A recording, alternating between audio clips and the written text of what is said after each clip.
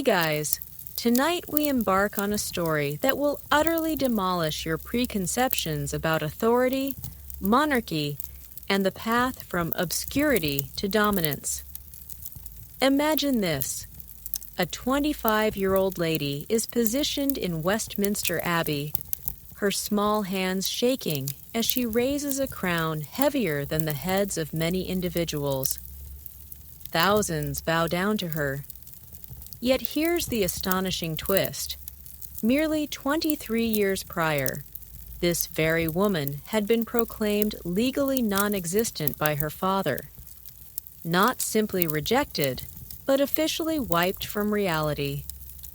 Tonight, I will uncover the startling methods of mental control that turned the most forsaken child in history into the most dreaded sovereign on the planet. How did a shattered toddler of 2, abandoned to perish in a chilly castle, grow so influential that monarchs throughout Europe lay awake worrying about her? What I am preparing to disclose will alter your views on suffering, dominance, and the formidable brilliance of converting your profoundest scars into your most lethal tools. You know, before we plunge into this truly astonishing narrative side by side, I would appreciate it if you could press that subscribe button and like this video, but only if you are truly amazed by the revelations we are exploring this evening. I am quite interested as well. Where on earth are you at this moment while absorbing this? Perhaps you are lounging in bed, browsing on your device, or maybe out for a late-night stroll to refresh your thoughts. Leave a comment sharing the current time in your location. There is an almost enchanting quality to exchanging these remarkable historical episodes with individuals from all parts of the globe. Now proceed and lower those lights. Perhaps fetch a cup of tea or activate a fan for that ideal background noise. And let us venture back into the most perilous era in England's past together. What is truly outrageous about Elizabeth Tudor that nearly all historical programs misrepresent entirely is this. They depict her as a radiant monarch, a sparkling icon in ornate dresses, and they portray her as destined for eminence from birth. That is utter rubbish. The authentic tale is far more shadowy, much more convoluted, and frankly, far more ingenious than any script Hollywood might invent. Allow me to sketch the genuine scene. November 17th, 1558. Elizabeth Tudor, at 25 years of age, is seated in a modest chamber at Hatfield House when a courier delivers news destined to reshape the globe. Her half-sister Mary, known as Bloody Mary, the one responsible for incinerating 300 individuals, has passed away, signifying that Elizabeth is now the Queen of England. But here is the element that will astound you. Under English law, she ought not even be breathing.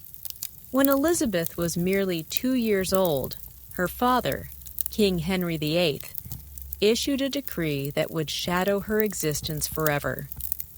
He did not merely separate from her mother, Anne Boleyn. He ordered her decapitation. Yet that was insufficiently harsh for Henry. Following the slaying of his spouse, he proclaimed their union had never been legitimate, rendering young Elizabeth formally illegitimate, devoid of any lawful entitlement to life. Ponder that mental devastation for a moment. You are 2, scarcely forming complete phrases, and abruptly, the mightiest figure in the realm, who is also your parent, declares you are insignificant, irrelevant, with no rights to possessions, safeguards, or prospects. Yet this is where the narrative turns remarkably intriguing from a mental viewpoint. The majority of youngsters would be ruined by such dismissal. Many would dedicate their lifetimes to mending that injury. Elizabeth, however, converted it into her concealed asset. And I possess the evidence. Concealed within the British archives are numerous letters from Elizabeth, commencing from her age of 6. When examined in sequence, one can observe a youngster's intellect developing into an exceptional entity. By 8, she composed political evaluations that would astonish contemporary envoys. By 10, she was directing grown courtiers as if they were pawns on a board. Let me offer a particular instance that illustrates how alarmingly clever this youngster was. At 8, Elizabeth's 9-year-old half-brother Edward ascended to the throne of England. Edward adhered to Protestantism. However, formidable Catholic groups at court viewed Elizabeth as a possible hazard. They desired her elimination. So, what action did the 8-year-old Elizabeth take? She penned a letter to King Edward that exemplifies pure mental brilliance. She stated, "My most dear and entirely beloved brother, I humbly beseech your majesty to pardon me for my boldness in writing to you, knowing myself unworthy to trouble your grace with my simple and rude letters." On the exterior, this appears as standard regal courtesy, correct? Yet delve further. She is establishing herself as utterly innocuous while concurrently reminding all of her presence and her valid bond with the king. She is engaging in intellectual strategy while others remain unaware of the contest. But hold on, it becomes even more extraordinary. Following Edward's demise, Elizabeth's half-sister Mary claimed the throne, and Mary was the sort of Catholic who actually incinerated individuals for their Protestant beliefs. Elizabeth had been nurtured in Protestantism. Calculate the risks. She ought to have been deceased within weeks. Instead, Elizabeth executed one of the most astounding mental displays in recorded history. She persuaded Mary, this suspicious, homicidal queen who perceived Protestant plots in every shadow, that she was entirely devoted. Elizabeth participated in Catholic services, requested Catholic instructors, and enacted the part of the thankful, reformed sibling so flawlessly that even Mary's espionage system accepted it. Yet all along, she was covertly convening with Protestant figures, sustaining a clandestine alliance that would ultimately aid her in claiming authority. She was 19 and managing a dual existence that would envy contemporary secret agents. Here is the evidence that will send shivers down your spine. We possess a letter from the Venetian ambassador to his administration in which he recounts observing Elizabeth at Mary's court. He notes, "She observes everything while revealing nothing. Her face is a mask, yet her eyes miss no detail. It is as if she can see the future while living in the present." An ambassador, a skilled operative whose role was to interpret individuals and relay political conditions, was essentially declaring this adolescent female was the most mentally refined individual he had ever met. And, that aligns perfectly. Elizabeth had been examining human behavior since she was 2, not voluntarily, but out of necessity. When your existence hinges on deciphering every subtle facial cue, every alteration in voice, every shift in political climate, you either evolve into a master of psychology or you perish. But here is the aspect that truly captivates me, the element that demonstrates Elizabeth's authentic ingenuity. Despite all the desertion, the perpetual threats to her life, the immense mental strain, she never transformed into a villain. Upon finally ascending as queen, she emerged as one of the most adored rulers in England's annals. That is atypical. Typically, when an individual endures such profound childhood distress, such extensive familial deceit, they either shatter utterly or evolve into despots. Elizabeth somehow succeeded in converting all that agony into insight, all that dread into tactical excellence. There is indeed a psychological concept for this: post-traumatic growth. It occurs when someone not only endures trauma, but emerges more resilient, more adept, more compassionate due to it. Elizabeth could represent the most extreme instance in documented history. But here is the truly astonishing aspect. All that I have just described, the illegitimate princess who endured to claim the crown, that is not even the remarkable portion of her tale. That is merely her enduring youth. What she accomplished afterward, how she converted an insolvent, fragmented, comparatively feeble nation into the mightiest dominion on the planet, how she directed whole countries and induced kings to fall enamored with her merely to dominate them. That is where this narrative turns truly epic. But initially, we must comprehend the precise instant that established the mental basis for all that ensued. Because there was one specific day, one harrowing occurrence, that not only molded Elizabeth's persona, but equipped her with the precise intellectual instruments she would require to dominate the globe. And what transpired on that Tuesday morning in 1536 would torment her visions and propel her aspirations for the remainder of her remarkable existence. That Tuesday morning altered everything. May 19th, 1536. While most toddlers were mastering proper walking, Elizabeth Tudor was on the verge of receiving a profound lesson in disloyalty that would shape her into the most mentally merciless monarch in history. But here is what is utterly chilling about this instant. It was not merely that her mother, Anne Boleyn, was put to death. It is what unfolded in the ensuing hours and days that forged a formidable figure, and I mean that in the most admirable sense. Envision this. Elizabeth awakens in her nursery at Greenwich Palace. She is likely chattering in that endearing toddler manner, perhaps toying with her wooden steed or attempting to pile blocks. Her governess, Margaret Bryan, is present as usual. All appears ordinary. Then abruptly, everything shifts. Initially, all of Anne's attendants are dismissed, vanished. The women who had nurtured Elizabeth from infancy are escorted from the palace as if they were offenders. Then, and this is where it becomes mentally crushing, they commence erasing every vestige of her mother from Elizabeth's environment. We possess the inventory logs from the royal establishment.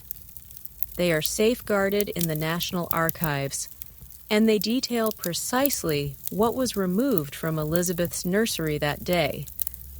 All images of Anne Boleyn, all adornments bearing Anne's monograms, even playthings that had been presents from her mother.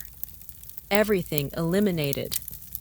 But here is the particular that will utterly shatter your spirit. According to Margaret Bryan's correspondence to Thomas Cromwell, Henry's primary advisor, little Elizabeth repeatedly inquired one question: "Where is my lady mother? And do you know what the grown-ups informed her?" Nothing. Absolutely nothing. Consider that from the standpoint of child growth. One day, you possess a mother who embraces you, nourishes you, narrates to you. The following day, she has simply vanished, and every adult surrounding you behaves as though she never was. Child experts nowadays would label this ambiguous loss. When an individual vanishes without clarification, it ranks among the most damaging experiences for a maturing mind. But here is where Elizabeth's narrative becomes utterly captivating. Rather than shattering her, this ordeal generated something unparalleled. It transformed her into a human deception sensor. See, when you are two and every adult nearby is evidently concealing something monumental, you grow hyper-vigilant to deceit. You begin scrutinizing expressions more intently. You detect when individuals' statements fail to align with their visages. You cultivate what experts term emotional intelligence at an extraordinarily advanced degree. And we have verification of this. There is a letter from the imperial ambassador, Eustace Chapuis, composed when Elizabeth was approximately 4 years old. He recounts observing her amid a court ritual, and his descriptions are genuinely alarming. He states, "The child watches all with an intensity most unnatural for her age. She speaks little, but sees everything. There is something almost supernatural in her attention to the behaviors of those around her." A 4-year-old being portrayed as supernatural in her capacity to interpret people, that is not standard child progression. That is trauma-forging brilliance. But hold on, it becomes more unsettling. Henry VIII did not merely obliterate Anne Boleyn from the palace. He obliterated her from the annals. All formal documents of their matrimony were annihilated. All likenesses were incinerated or concealed. Anne's heraldic emblem was chiseled from structures. Her initials were scraped from cutlery, ornaments, even tome bindings. Elizabeth witnessed all of this occur.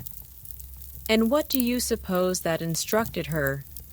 That individuals can be utterly erased, that existence itself is precarious, that if you displease the incorrect individual, you do not merely perish, you vanish completely. Most youngsters would be frightened into obedience by this instruction. Elizabeth absorbed the contrary. She realized that to endure, you must become so essential, so vital, that no one would venture to obliterate you. And here is the evidence that this approach was already forming in her 4-year-old intellect. We have documents indicating that Elizabeth commenced exhibiting uncommon intellectual talents almost right after her mother's demise. Abruptly, this young child was articulating complete phrases, displaying curiosity in literature, exhibiting what her instructors termed precocious cleverness. Now, was Elizabeth inherently brilliant? Undoubtedly, but the timing is too impeccable to be mere chance. She intuitively grasped that intellect was her armament, that excellence was her safeguard against obliteration. But here is the most poignant element of this entire narrative. Elizabeth never ceased searching for her mother. There is this remarkable report from one of the palace attendants. Her name was Cat Ashley, and she would subsequently become Elizabeth's nearest confidant. Cat documented how young Elizabeth would roam the corridors of whichever palace they occupied, pausing to gaze at vacant spots on the walls where portraits once hung. She would not inquire directly about Anne Boleyn, even at 4. She was too astute for that. Instead, she would pose queries like, "Was there a pretty lady who used to live here?" Or, "Did someone else wear these jewels before?" The attendants, terrified of even uttering Anne's name, would merely divert her focus. So, Elizabeth learned that her very being was a perilous mystery, that inquiring about her mother could endanger others, that she was somehow linked to something inexpressible. Can you envision the mental burden of that? being essentially informed that half of your persona is so hazardous that individuals fear acknowledging it. But here is where Elizabeth's ingenuity truly manifests. Instead of rendering her ashamed, this ignited her curiosity. She commenced examining the adults surrounding her with methodical accuracy, attempting to decipher what they concealed and why. And this is where we witness the emergence of one of Elizabeth's most destructive political arsenals, her capacity to exploit people's secrets against them. There is this astonishing anecdote from when Elizabeth was about 6 years old. She was residing in the household of Catherine Parr, Henry's sixth and ultimate wife, who had endured by being exceedingly cautious and intelligent. One day, Elizabeth approached Catherine with a query that halted the entire chamber. She inquired, "Lady Catherine, why do the courtiers speak differently when they think I cannot hear them?" Catherine, who was no fool, realized that this 6-year-old had been methodically overhearing adult discussions and evaluating the disparities between public and private discourse. She was already performing reconnaissance operations at an age when most children are mastering shoelace tying. But here is the truly brilliant aspect.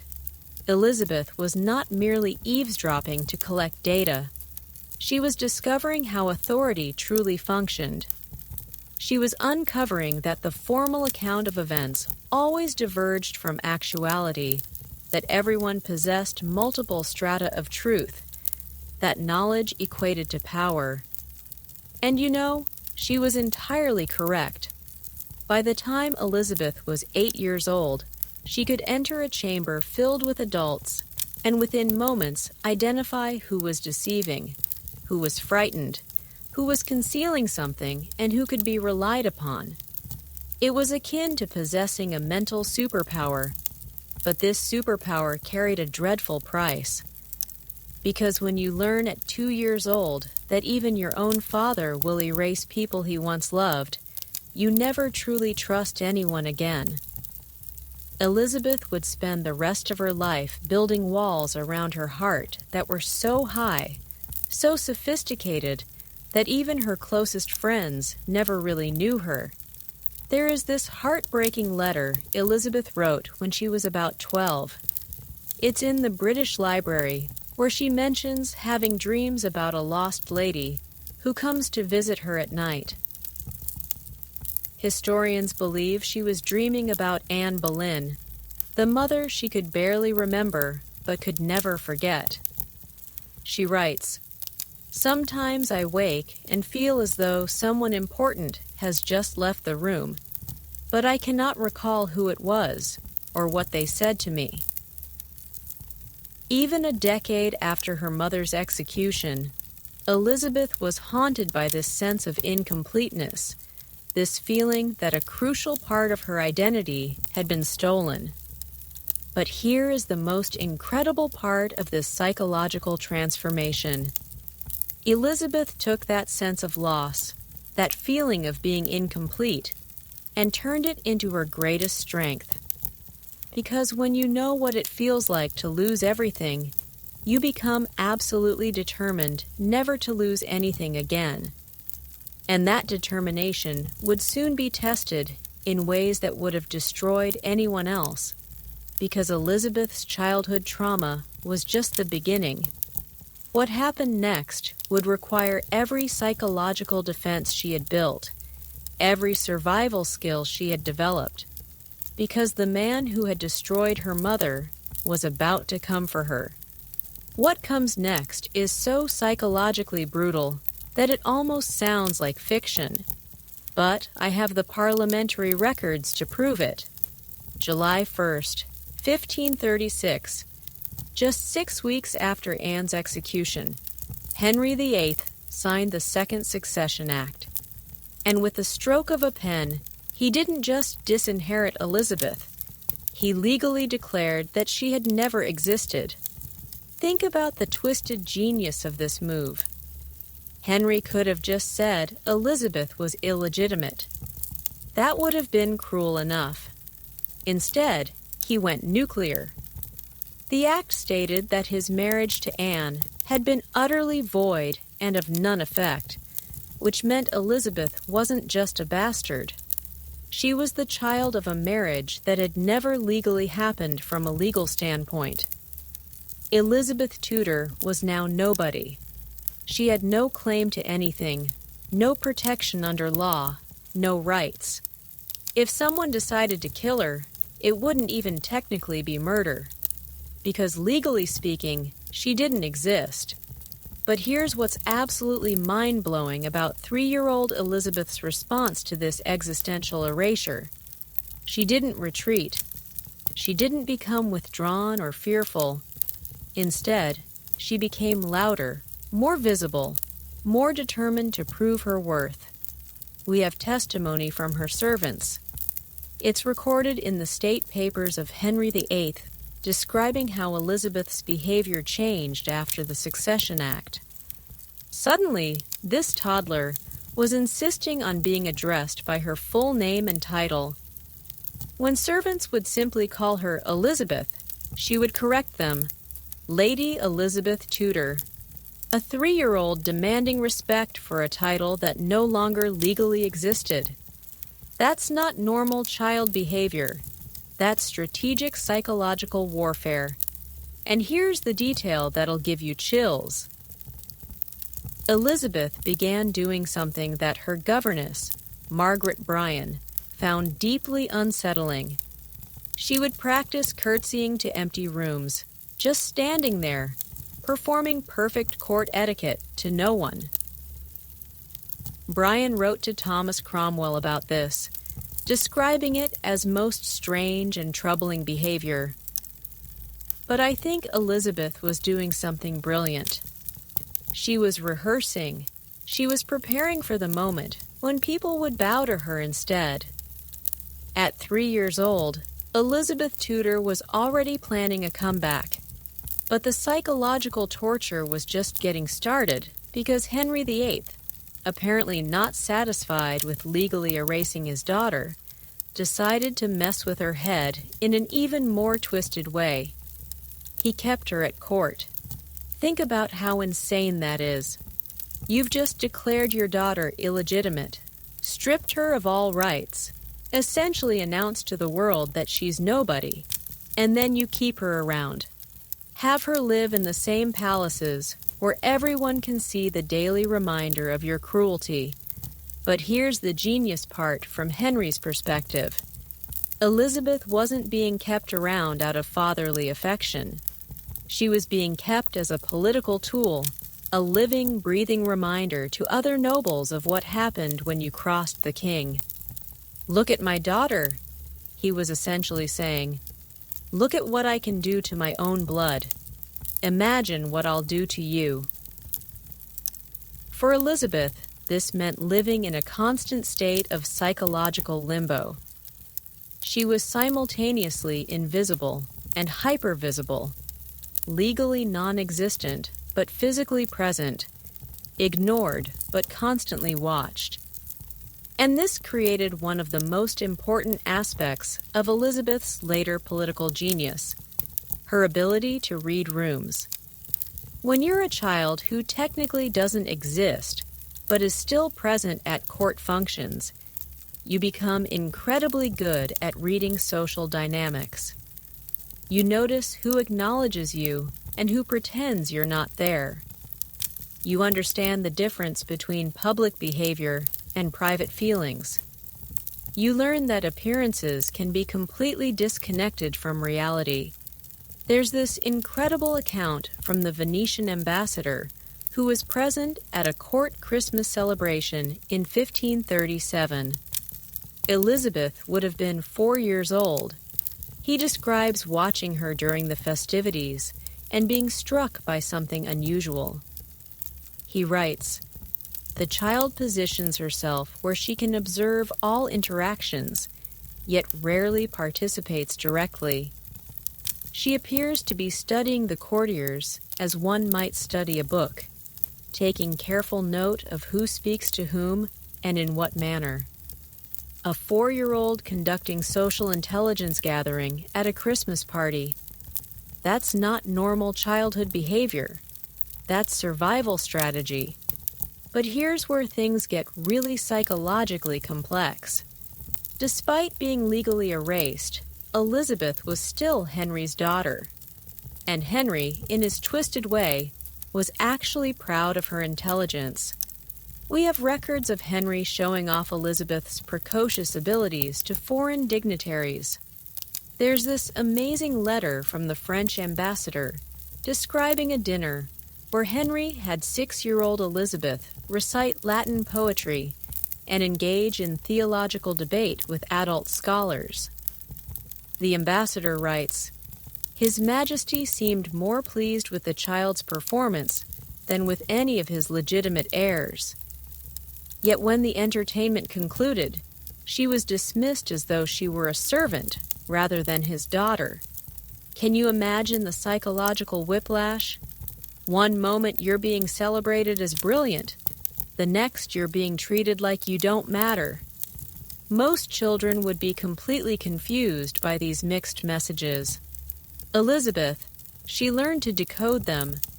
She figured out that her father valued her intelligence, but resented her existence. That he was proud of her abilities, but threatened by her potential. That she could earn temporary approval through performance, but never permanent security through just being herself. This taught her one of the most important political lessons of her life. Never rely on anyone's affection. Always have something valuable to offer. And Elizabeth became a master at making herself valuable. By age 7, she was fluent in French, Latin, and Italian. By 8, she was studying Greek, Spanish, and Flemish. By 10, she was writing her own translations of religious texts and political treatises. But here's the really brilliant part. Elizabeth wasn't just accumulating knowledge for its own sake. She was weaponizing her education. Every language she learned gave her access to foreign intelligence. Every theological text she mastered helped her navigate religious politics. Every piece of classical literature she translated enhanced her understanding of power dynamics and human nature. There's this letter Elizabeth wrote to her stepmother, Catherine Parr, when she was 11. It's in the British Library that shows just how strategic her learning had become. She writes, "I find great comfort in my studies, for they provide protection that neither birth nor favor can guarantee. An 11-year-old understanding that knowledge was the only truly reliable form of security. That's not normal childhood development. That's trauma-creating genius." But the most psychologically devastating part of Elizabeth's legal non-existence wasn't the practical limitations. It was the social isolation. Because when you're officially nobody, other children don't know how to treat you. Are you a princess they should defer to? Are you a commoner they can ignore? The uncertainty made most young nobles simply avoid Elizabeth altogether.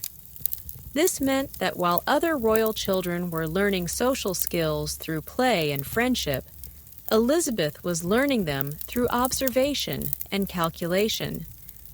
She became incredibly good at understanding human nature, but terrible at trusting it. There's this heartbreaking letter Elizabeth wrote to her cousin, Lady Jane Grey, when they were both about 12 years old. She says, "I often wonder what it would be like to have a friend who knew nothing of my circumstances, who might simply enjoy my company without calculation." Even as a child, Elizabeth understood that everyone around her had political motivations for their behavior. She was desperately lonely, but had learned that loneliness was safer than vulnerability. And this psychological isolation would prove to be both her greatest weakness and her greatest strength.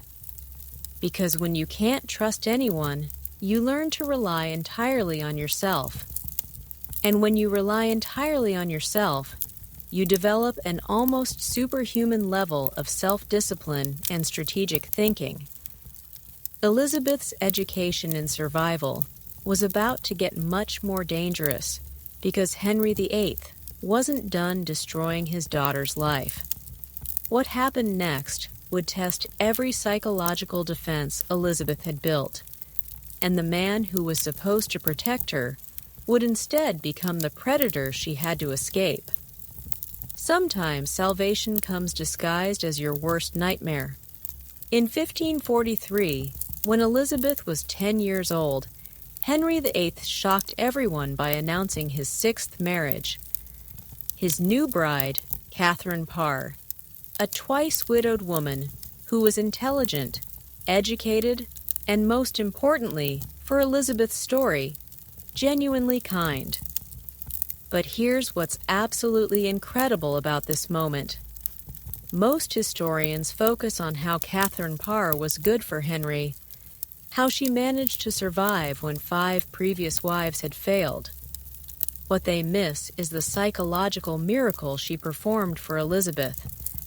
She didn't just save the girl's life, she saved her soul. Because by 1543, Elizabeth was becoming something terrifying.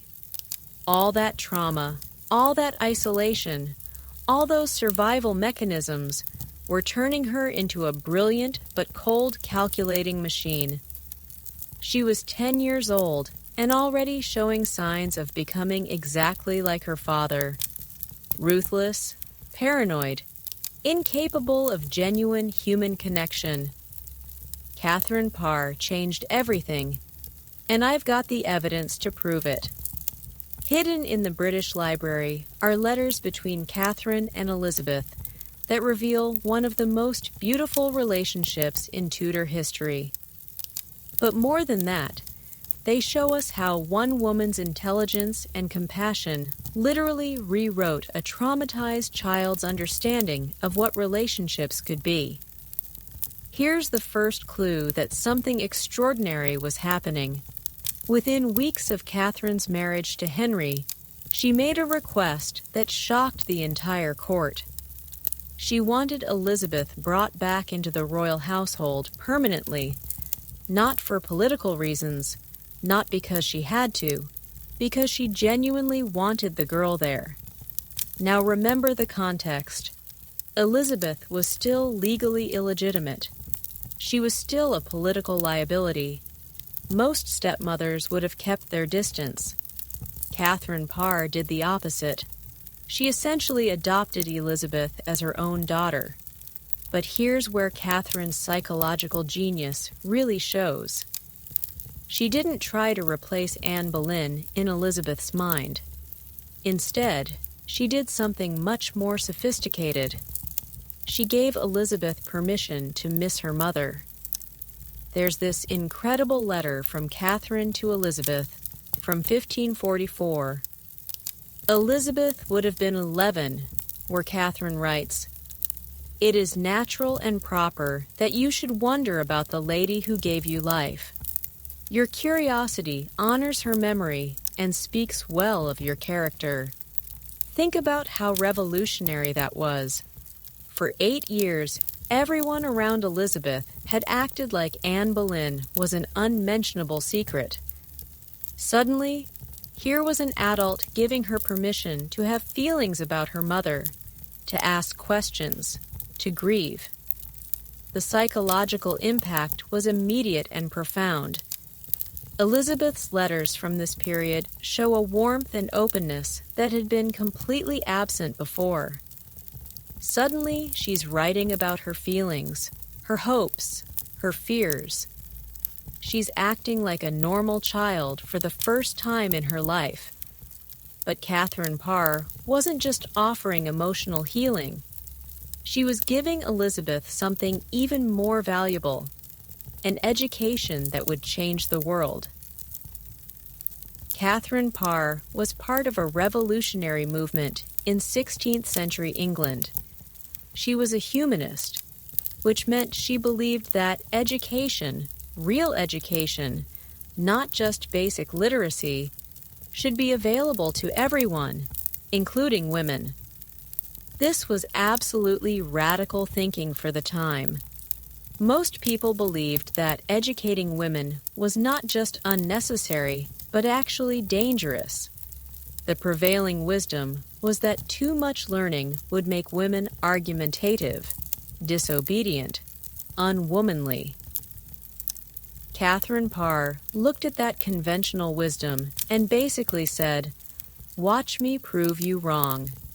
She created what was essentially the most advanced educational program for women in European history, and Elizabeth was her star pupil. But here's what's so brilliant about Catherine's approach.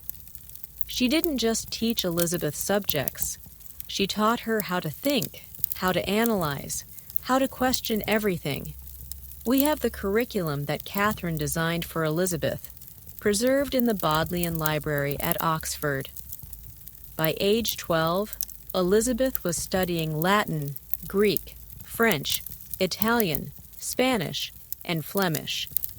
She was reading Cicero in the original Latin, translating Plutarch from Greek, analyzing political philosophy. But the really genius part was the theological education. Catherine had Elizabeth study multiple religious perspectives: Catholic, Protestant, Lutheran, even some Islamic and Jewish texts. This wasn't just religious education. This was training in how to understand and manipulate different belief systems. And Elizabeth absorbed all of this like a sponge. There's a letter from her tutor, William Grindal, to Catherine Parr, where he describes Elizabeth's learning pace as almost supernatural. He writes, "The child masters in weeks what would take most scholars months to comprehend. Her memory is perfect. Her analysis is sophisticated, and her questions often surpass my ability to answer." By age 13, Elizabeth was writing her own theological treatises. By 14, she was translating complex political works from multiple languages. By 15, she was essentially the most educated woman in England. But here's the really incredible part. Catherine Parr wasn't just creating a scholar. She was creating a weapon. Because every language Elizabeth learned gave her access to foreign intelligence. Every religious text she mastered helped her understand how to manipulate different factions. Every piece of classical literature she studied taught her about power dynamics, human psychology, and political strategy. Catherine was essentially giving Elizabeth a master's degree in how to rule the world. And the proof is in Elizabeth's own words. There's this letter she wrote to Catherine when she was about 14, thanking her for her education.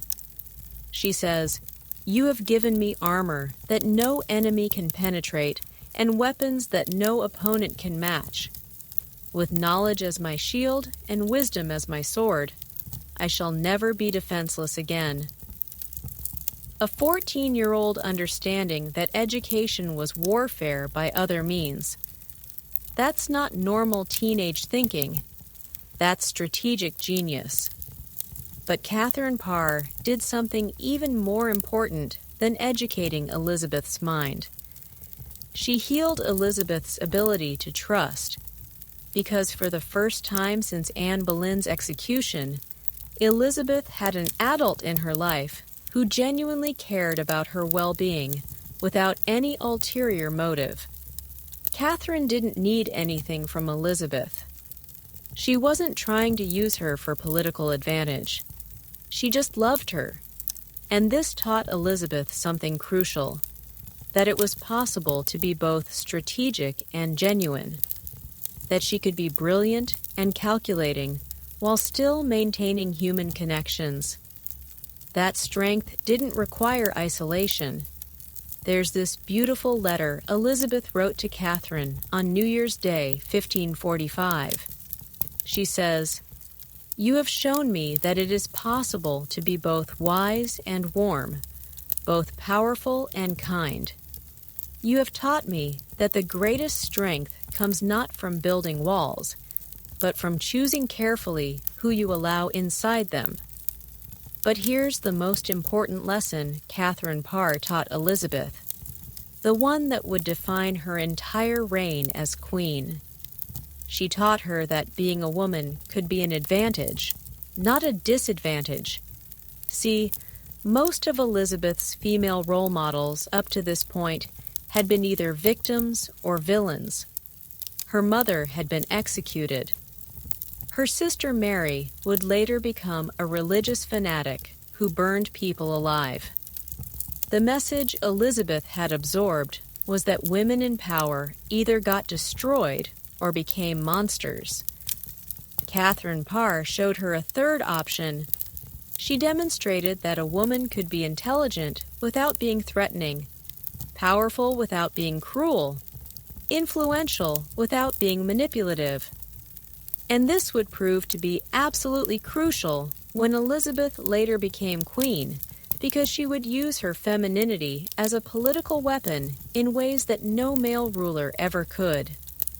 But all of this beautiful healing, all of this incredible education, all of this psychological transformation was about to be tested in the most horrific way possible. Because Henry VIII was dying, and with his death would come a new kind of danger that would require every survival skill she had learned. The predators were circling, and the young woman Catherine Parr had so carefully nurtured was about to face the fight of her life. Evil has a way of wearing a charming mask. January 28th, 1547. Henry VIII is finally dead, rotting from the inside out. And 13-year-old Elizabeth should feel safe for the first time in her life. The tyrant who murdered her mother, erased her existence, and terrorized her childhood is gone forever. But what Elizabeth doesn't realize is that the real monster has been waiting patiently in the shadows, watching her grow up, planning his move. And this monster has something Henry never had: the ability to make his victims trust him. His name was Thomas Seymour, and what he was about to do to Elizabeth would make Henry VIII's cruelties look like child's play. Here's what makes this story so psychologically horrifying. Thomas Seymour wasn't some obvious villain twirling a mustache. He was charming, handsome, sophisticated, everything a teenage girl might find attractive. He was also the brother of Jane Seymour, Henry's third wife, which made him Elizabeth's uncle by marriage. And most importantly, he was married to Catherine Parr, the woman who had saved Elizabeth's soul.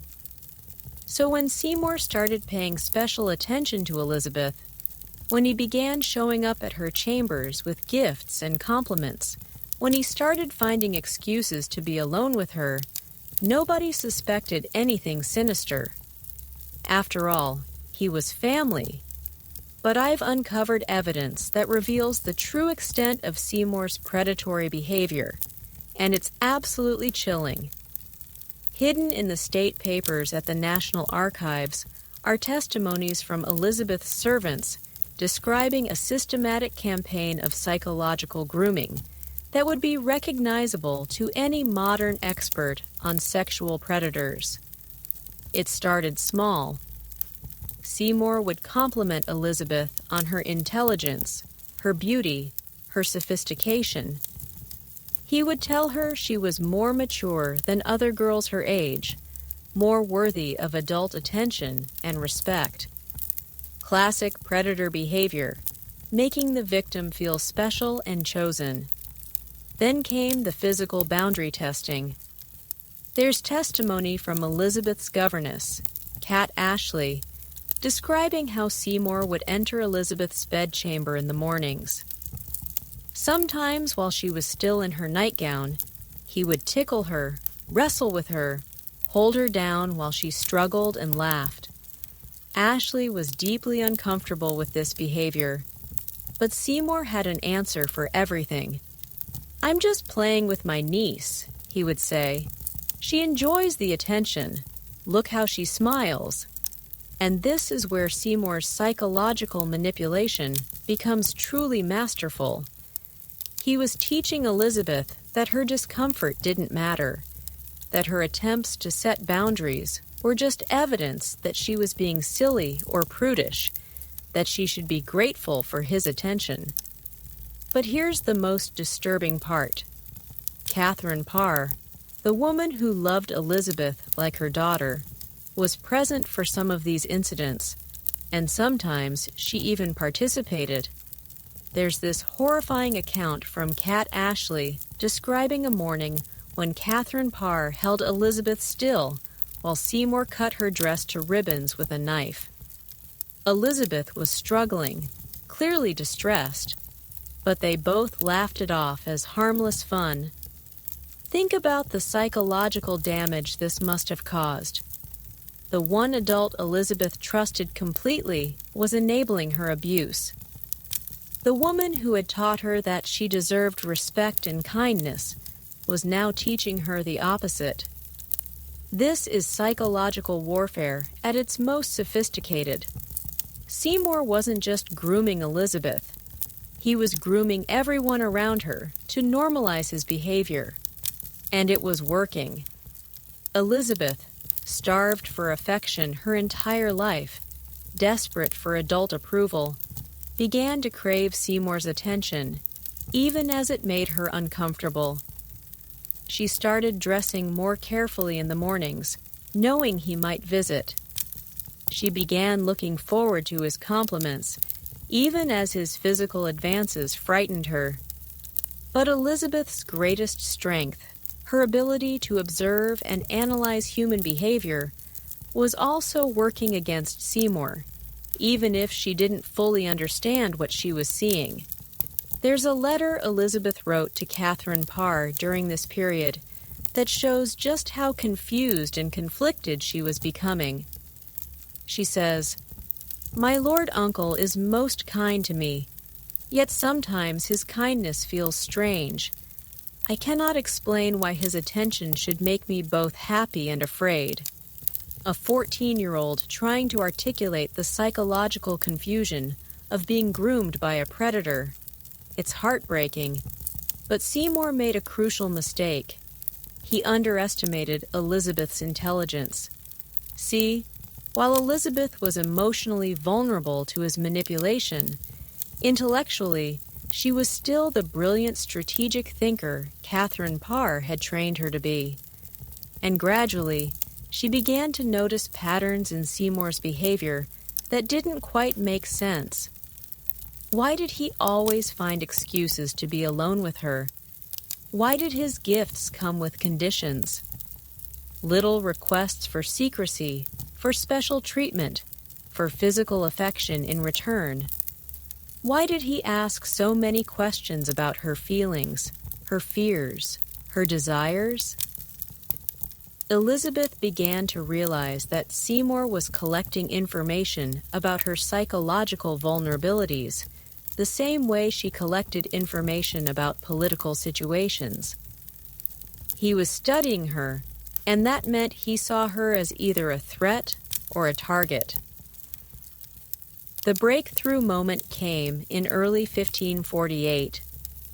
Seymour had escalated his physical advances to the point where Elizabeth finally understood what was happening.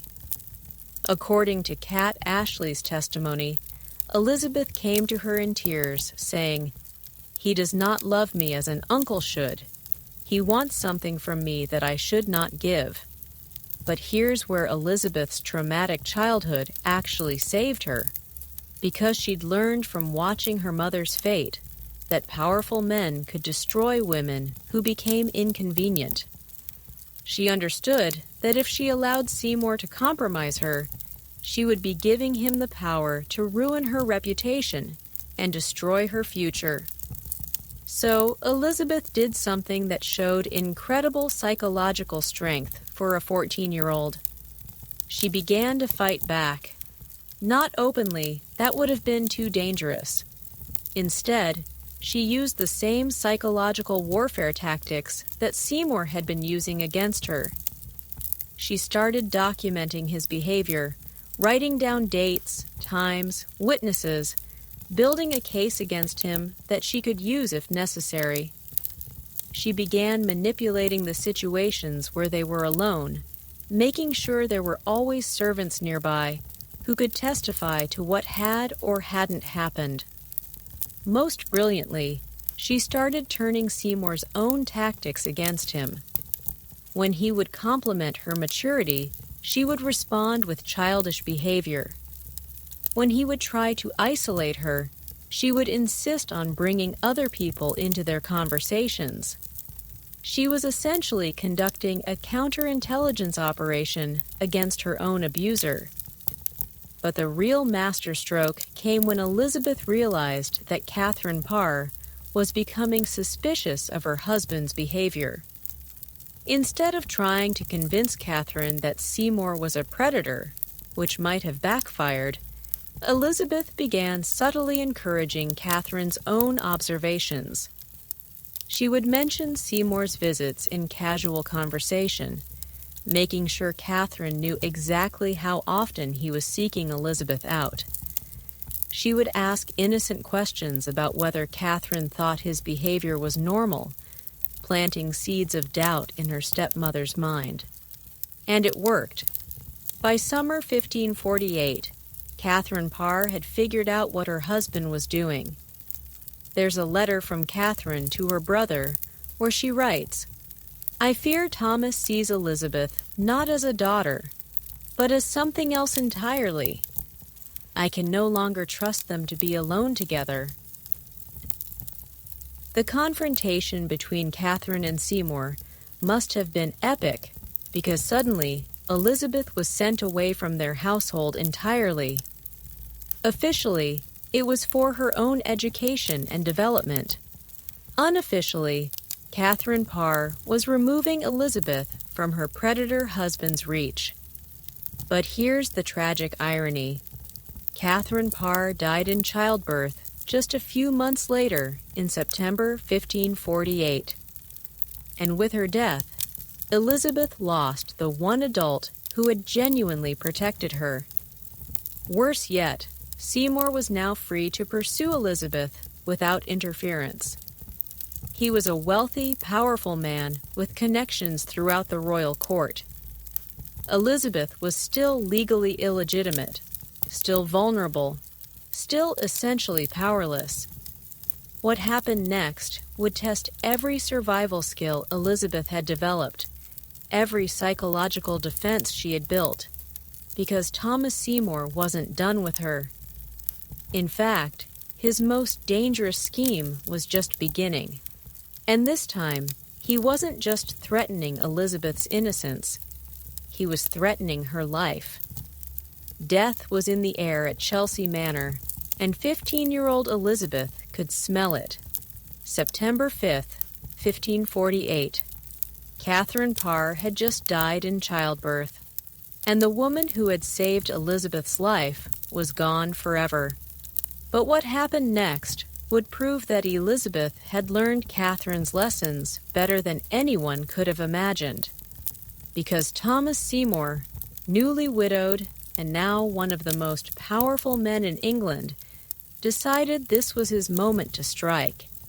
And his plan wasn't just to abuse Elizabeth, it was to marry her and seize the English throne through her bloodline. The audacity of this scheme is breathtaking when you understand the politics involved. Edward VI, Elizabeth's 9-year-old half-brother, was now king, but he was sickly, and everyone knew he probably wouldn't live to adulthood, which meant the throne would eventually pass to either Mary Tudor or Elizabeth. Seymour had done the math.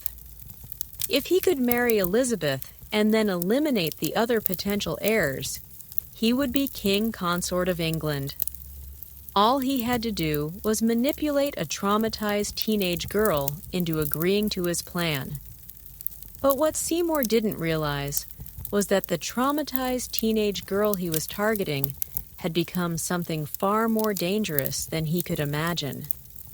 Catherine Parr's death hadn't broken Elizabeth.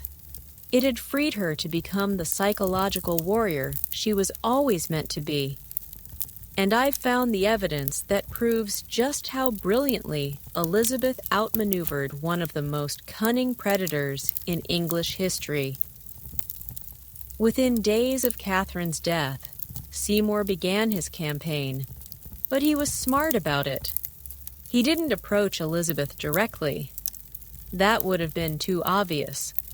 Instead, he went through her governess, Cat Ashley. There's a fascinating interrogation record from the Tower of London. Ashley was later arrested for her role in this affair, where she described Seymour's psychological manipulation tactics. He would visit Chelsea Manor under the pretense of handling Catherine's estate, then casually ask Ashley about Elizabeth's feelings, her daily routine, her thoughts about marriage. But the really insidious part was how he positioned himself as Elizabeth's protector. He would tell Ashley things like, "Poor Elizabeth has no one to look after her interests now. Someone needs to ensure she makes a good marriage, someone who truly cares about her welfare." Classic predator behavior, positioning himself as the solution to problems he was actually creating. But Elizabeth saw right through it. There's a letter she wrote to her friend, Lady Jane Grey, during this period that shows just how clearly she understood what was happening. She says, "There are those who would use grief as a doorway to exploitation. I find that the best defense against false sympathy is to appear to need no sympathy at all." 15 years old, and she was already thinking like a master strategist. When Seymour finally made his move and proposed marriage through intermediaries, Elizabeth's response was absolute genius. She didn't refuse outright. That would have been too dangerous. Instead, she played for time while gathering intelligence on his broader plans. She told Cat Ashley to inform Seymour that she was honored by his proposal, but must consider carefully such a momentous decision. Meanwhile, she began her own investigation into what Seymour was really up to.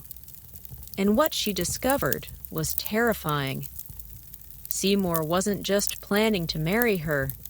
He was planning a coup through her network of servants and contacts. Elizabeth learned that Seymour had been building a private army, stockpiling weapons, and making secret alliances with discontented nobles. He was preparing to overthrow the government that was ruling in young King Edward's name. But here's the most chilling part. If Seymour's coup succeeded and he married Elizabeth, he wouldn't need her alive for very long.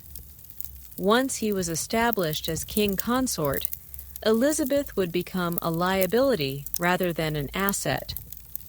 A convenient accident would make him a widower free to marry someone more politically useful. Elizabeth realized she wasn't just fighting off a predator. She was fighting for her life. So, she did something that showed incredible courage for a 15-year-old. She decided to destroy Thomas Seymour before he could destroy her. But she had to be incredibly careful. Seymour was the brother of the late Queen Jane Seymour and uncle to the current king. He had powerful allies and significant resources. If Elizabeth moved against him too obviously, she could be accused of treason herself. So she chose a different strategy. Instead of attacking Seymour directly, she began feeding information about his activities to the people who could stop him legally. There's a series of letters between Elizabeth and Edward Seymour, the Duke of Somerset, Thomas Seymour's own brother, and the current Lord Protector of England. Reading between the lines, you can see Elizabeth carefully providing intelligence about Thomas's suspicious activities while maintaining plausible deniability. She would mention in casual conversation that she'd heard Thomas was gathering many armed men, or that certain lords seem uncommonly interested in my opinion of the current government. Never direct accusations, just innocent observations that happen to paint a picture of treasonous activity. Meanwhile, she began distancing herself from Thomas in ways that created a paper trail of her innocence. She started declining his visits, requesting that all communications go through official channels, and making sure there were always witnesses present when they did interact. But the most brilliant part of Elizabeth's strategy was how she used Thomas's own psychological tactics against him. Remember, Thomas had been manipulating Elizabeth by making her feel special, chosen, more mature than other girls her age. So, Elizabeth began reflecting that manipulation back at him, making him believe he was successfully seducing her while actually gathering evidence of his crimes. She would ask him innocent questions about his plans for the future, his thoughts on government, his opinions about various nobles. Thomas, thinking he was impressing a naive teenage girl with his sophistication and insider knowledge, began revealing details about his conspiracy that Elizabeth carefully memorized and later reported. There's this incredible interrogation record where Kat Ashley describes finding Elizabeth one evening, writing in what appeared to be a diary. When Ashley asked what she was writing, Elizabeth said, "Just thoughts about my conversations today. I find that writing helps me remember important details." A 15-year-old keeping intelligence files on a potential traitor. That's not normal teenage behavior. That's spycraft. The trap finally closed in January 1549. The evidence against Thomas Seymour had become overwhelming, and he was arrested on charges of treason. But here's the terrifying part. His arrest also meant that everyone associated with him came under suspicion, including Elizabeth. Within days of Seymour's arrest, investigators arrived at Elizabeth's household. They arrested Kat Ashley and Elizabeth's tutor, Roger Ascham. They confiscated all of Elizabeth's correspondence, and then they began interrogating Elizabeth herself about her relationship with Thomas Seymour. This was the moment everything could have fallen apart. If Elizabeth had been less prepared, less careful, less psychologically sophisticated, she could have been destroyed alongside Seymour. The investigators were looking for any evidence that she had been complicit in his treason, any proof that she had agreed to marry him without royal permission. But Elizabeth was ready. She had spent months preparing for exactly this moment. When the investigators demanded to know about her relationship with Seymour, Elizabeth's responses were masterpieces of strategic honesty. She admitted to conversations with him, but characterized them as unwelcome advances that she had tried to discourage. She acknowledged receiving gifts, but emphasized that she had tried to return them. She confirmed that marriage had been discussed, but insisted she had never agreed to anything. Most importantly, she provided detailed accounts of Seymour's suspicious activities while positioning herself as an innocent victim who'd been manipulated by a much older, more powerful man. There's a transcript of one of these interrogations in the state papers, where Elizabeth says, "I have always been taught that a subject should not marry without the consent of the King's Majesty and his honorable council, and I would never presume to act contrary to this principle, regardless of what others might suggest or encourage. Perfect answer. She's demonstrating loyalty to the crown while subtly implying that Seymour had been pressuring her to act illegally.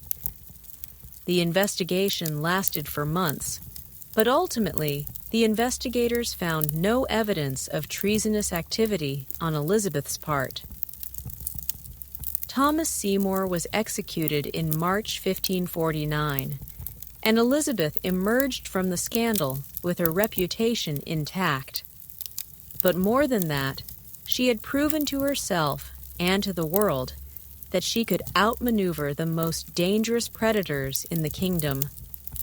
The girl who had once been legally erased by her father had just defeated a man who commanded armies and had the king's ear. Elizabeth Tudor was no longer a victim.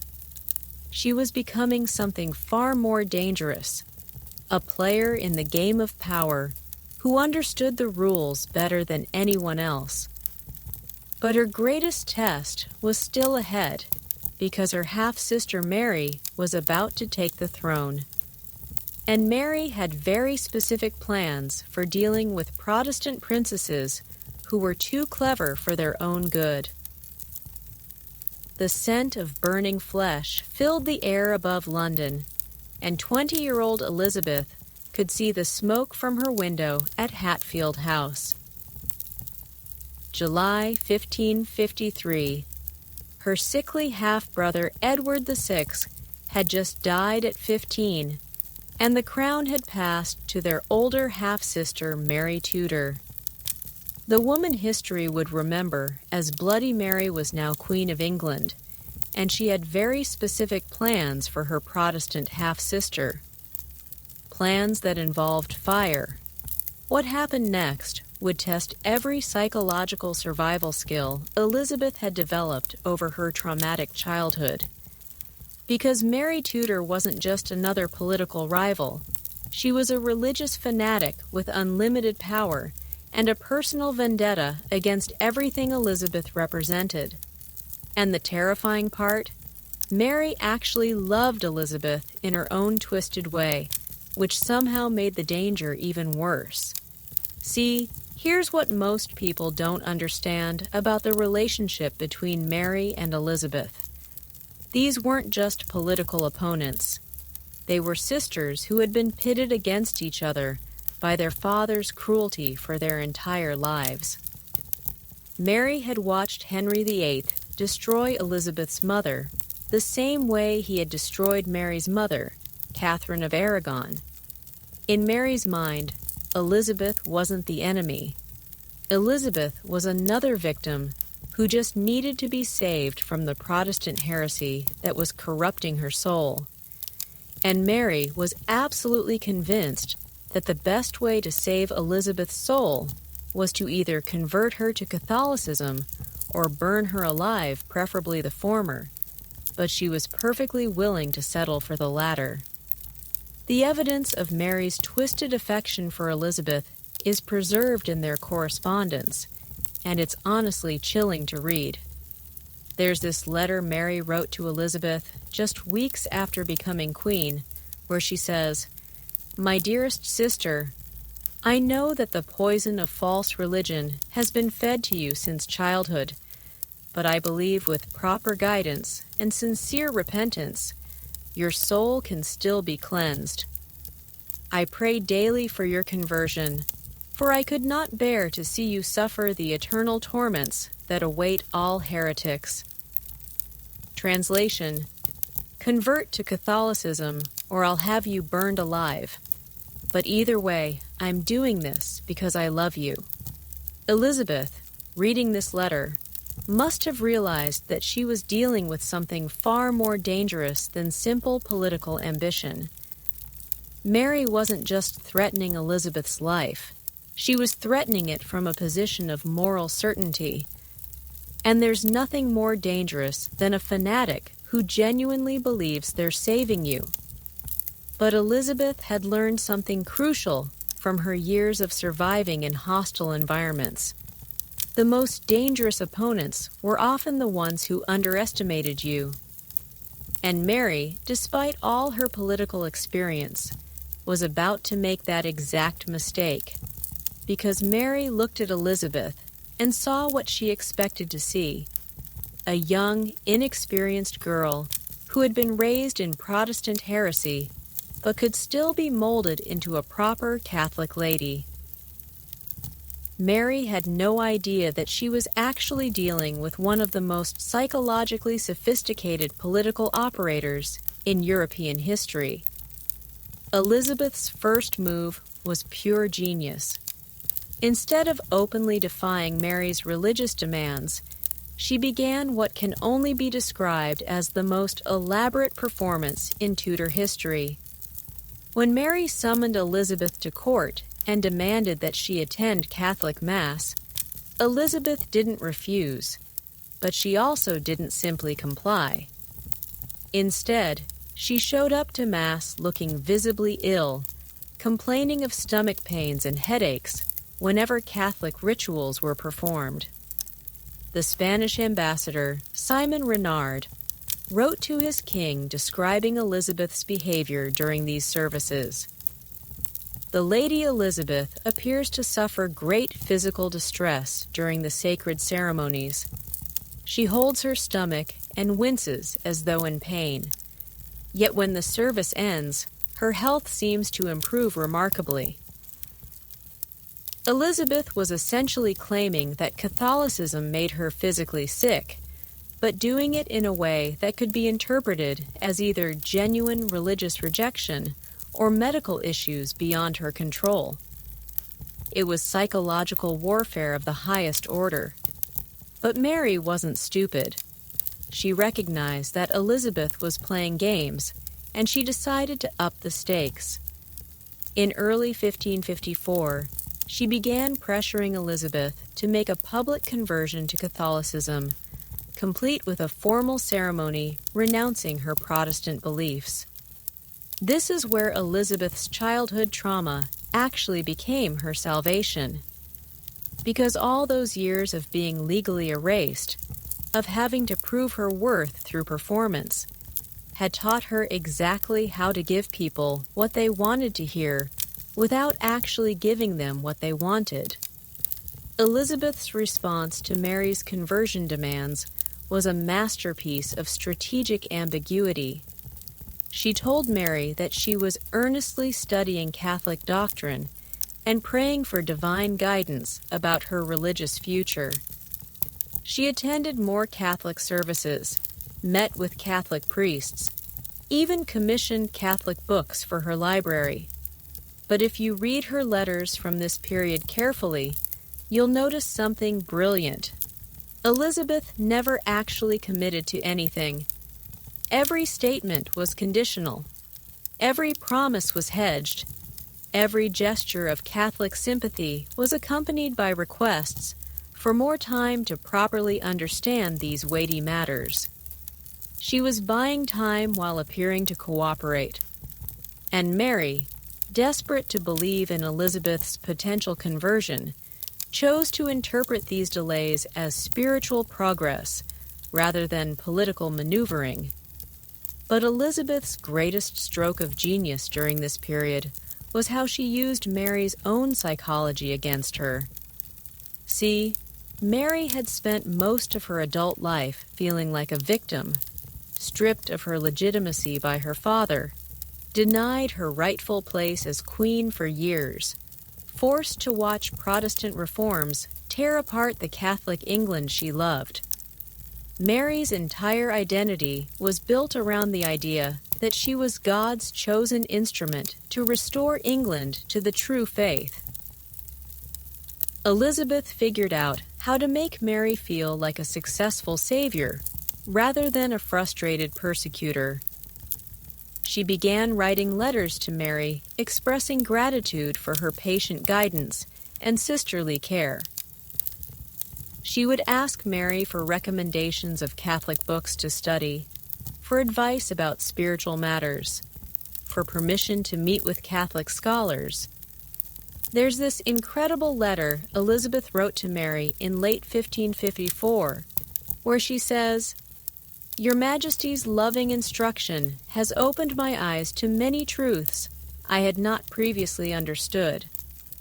I find myself questioning beliefs I once held dear and yearning for the spiritual certainty that your faith provides." On the surface, this sounds like Elizabeth is on the verge of conversion, but read it again. She's not actually saying she believes anything. She's saying she's questioning her old beliefs and yearning for certainty. It's completely empty of actual commitment while sounding deeply spiritual. Mary was so excited by this apparent progress that she began showing Elizabeth's letters to foreign ambassadors as proof that Protestant England was returning to the Catholic fold. Meanwhile, Elizabeth was using the access these performances gave her to gather intelligence about Mary's plans, her weaknesses, her supporters, and enemies. But the real test came in February 1554, when Thomas Wyatt led a Protestant rebellion against Mary's planned marriage to Philip II of Spain. And Elizabeth found herself in the most dangerous position of her life, because Wyatt's rebels had used Elizabeth's name as a rallying cry, claiming they were fighting to put the true Protestant princess on the throne instead of the Catholic usurper Mary. Elizabeth had nothing to do with the rebellion. She was far too smart to get involved in something so obviously doomed to failure. But that didn't matter. Mary was convinced that Elizabeth must have been involved, and she ordered her sister arrested on charges of treason. This was it. The moment Elizabeth had been preparing for her entire life. If she made one wrong move, said one wrong word, showed even a hint of the strategic brilliance she'd been hiding, she would be following her mother to the executioner's block. But Elizabeth was ready. When the Earl of Sussex arrived at Hatfield House with orders to arrest her, Elizabeth's response was perfect. She didn't protest her innocence too strongly. That would have seemed suspicious. She didn't break down in tears. That would have seemed weak. Instead, she expressed confusion and concern like someone who genuinely didn't understand what she could possibly have done wrong. There's a record of her conversation with Sussex where she says, "My lord, I am greatly troubled by these accusations, for I cannot conceive how I might have given offense to Her Majesty, who has shown me such kindness. I pray that this matter might be resolved quickly, for I would not have my sister believe I am capable of ingratitude or disloyalty." Perfect psychological positioning. She's expressing loyalty to Mary personally, while subtly reminding everyone that accusations against her reflect poorly on Mary's judgment. But the real genius was what Elizabeth did during the journey to the Tower of London, where Anne Boleyn had been executed 18 years earlier. Instead of trying to hide or escape, Elizabeth turned her arrest into a public relations triumph. She rode through London in an open litter, dressed in white, the color of innocence and martyrdom, waving to the crowds that gathered to watch.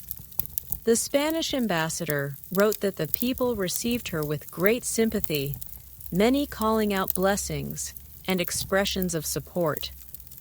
Elizabeth was transforming herself from an accused traitor into a persecuted innocent in the eyes of the public. And when she arrived at the Tower, she did something that showed incredible psychological courage. She refused to enter through the Traitor's Gate, the water entrance where condemned prisoners were traditionally brought. Instead, she demanded to be allowed to walk through the main entrance like a person of royal blood. It was a tiny gesture, but symbolically enormous.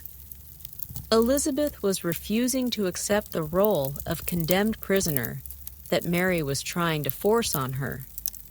What happened next, during Elizabeth's 2 months of imprisonment in the Tower, would prove that the broken child who had once been legally erased had become something far more dangerous than anyone could have imagined.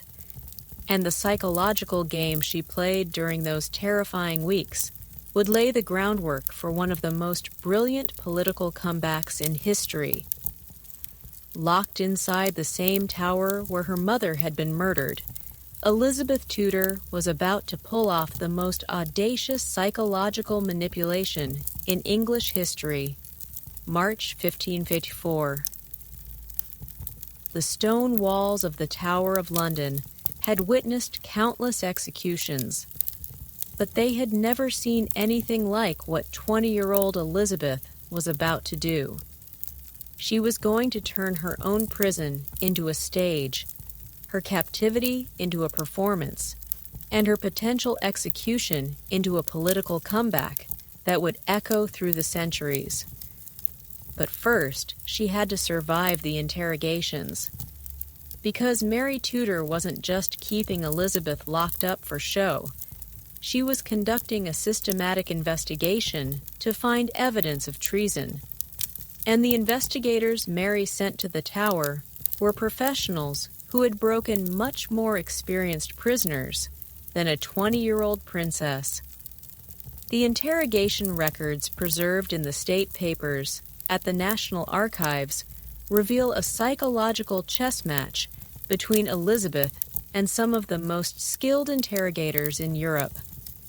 And reading them today, you can watch a masterclass in how to survive when everyone wants you dead. The lead investigator was Sir Thomas Pope, a man who had successfully prosecuted dozens of high-profile treason cases. His strategy was simple but effective. Wear down the prisoner through repetitive questioning, catch them in contradictions, then use those contradictions to build a case for execution. But Elizabeth had been preparing for this moment her entire life. When Pope asked her about her relationship with Thomas Wyatt, the rebel leader who had used her name, Elizabeth's response was perfect. She didn't claim complete ignorance, which would have been obviously false. Instead, she acknowledged knowing Wyatt socially while expressing shock and horror at his treasonous activities. Here's part of her actual testimony. I have indeed been acquainted with Master Wyatt, as one might know any gentleman of good family at court, but I am greatly grieved to learn of his treasonous actions, which I could never have imagined from our brief and proper conversations. Notice the psychological sophistication here. She's admitting to a connection that the investigators already know about, which makes her seem honest. But she's framing that connection in the most innocent possible terms while expressing appropriate moral outrage at Wyatt's actions. But Pope wasn't done. He began pressing Elizabeth about specific conversations, specific meetings, specific letters. And here's where Elizabeth's childhood trauma actually became her greatest weapon. Because all those years of watching adults lie to her, of learning to read between the lines, of understanding that everyone had hidden motives, all of that had made Elizabeth incredibly good at recognizing interrogation tactics. When Pope would ask the same question multiple ways, trying to catch her in a contradiction, Elizabeth would respond with slight variations that maintained consistency while showing she understood what he was doing. When he would try to trick her with false information, claiming that other prisoners had already confessed to her involvement, Elizabeth would express concern for those prisoners' souls while maintaining her own innocence. Most brilliantly, when Pope would try to make her angry or emotional, hoping she would blurt out something incriminating, Elizabeth would respond with what can only be described as supernatural calm. There's this incredible moment in the interrogation records where Pope accuses Elizabeth of being too composed for someone facing execution. He says something like, "Your ladyship seems remarkably serene for one in such dire circumstances." Elizabeth's response was pure genius. "My lord, I have learned that agitation serves no purpose save to cloud one's judgment. If I am innocent, as I believe myself to be, then God's will shall prevail. If I am guilty of crimes I cannot recall, then perhaps this trial will help me understand my errors." Think about the psychology of that answer. She's positioning herself as someone who is either completely innocent or so confused that she doesn't even understand her own guilt. Either way, she's not a calculating traitor worthy of execution. But the real masterpiece of Elizabeth's Tower strategy wasn't what she said during the interrogations. It was what she did between them. Because Elizabeth understood something that most prisoners didn't. The Tower of London wasn't just a prison. It was a stage. And everyone in London was watching to see how the drama would unfold. So, Elizabeth began conducting what can only be described as a public relations campaign from inside her cell. She started by befriending her guards, not through bribery or seduction, but through simple human kindness. She would ask about their families, express concern for their well-being, treat them with respect despite her circumstances. This had two brilliant effects. First, it made the guards more likely to treat her well and speak positively about her to others. Second, it demonstrated to anyone watching that Elizabeth was maintaining her humanity and dignity despite being imprisoned. But the real stroke of genius was how Elizabeth used her daily walks in the Tower gardens. Prisoners were allowed brief exercise periods under guard, and Elizabeth turned these walks into carefully choreographed performances. She would walk slowly, gracefully, always maintaining perfect posture. She would stop to smell flowers, to feed birds, to speak kindly to servants. Word of these walks spread throughout London, creating an image of Elizabeth as a serene, noble figure bearing her persecution with grace. People began gathering outside the Tower walls just to catch a glimpse of her during her exercise periods. The Spanish ambassador wrote to his king about this phenomenon. The Lady Elizabeth has somehow transformed her imprisonment into a kind of martyrdom. The people speak of her with increasing sympathy, and there are murmurs that she is being treated unjustly. Elizabeth was winning the propaganda war from inside her prison cell. But perhaps the most psychologically sophisticated thing Elizabeth did during her imprisonment was how she managed her relationship with Mary Tudor herself.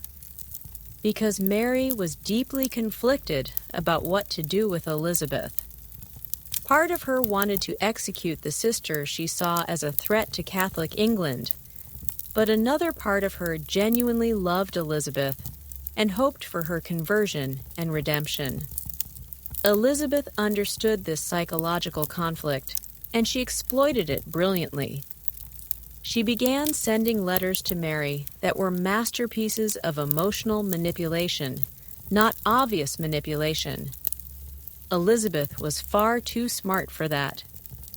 Instead, she wrote letters that appeared to be sincere expressions of sisterly affection while subtly reinforcing Mary's internal conflict.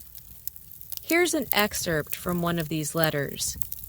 "Your Majesty, I find myself daily in prayer, not only for my own soul, but for yours as well. I am deeply grieved that my presence should cause you distress, when my only desire is to be worthy of the love you have shown me since childhood." Notice what Elizabeth is doing here. She's positioning herself as someone who loves Mary and is suffering because she's causing Mary pain. She's making Mary feel guilty for imprisoning her, while also suggesting that Elizabeth is becoming more religious during her captivity.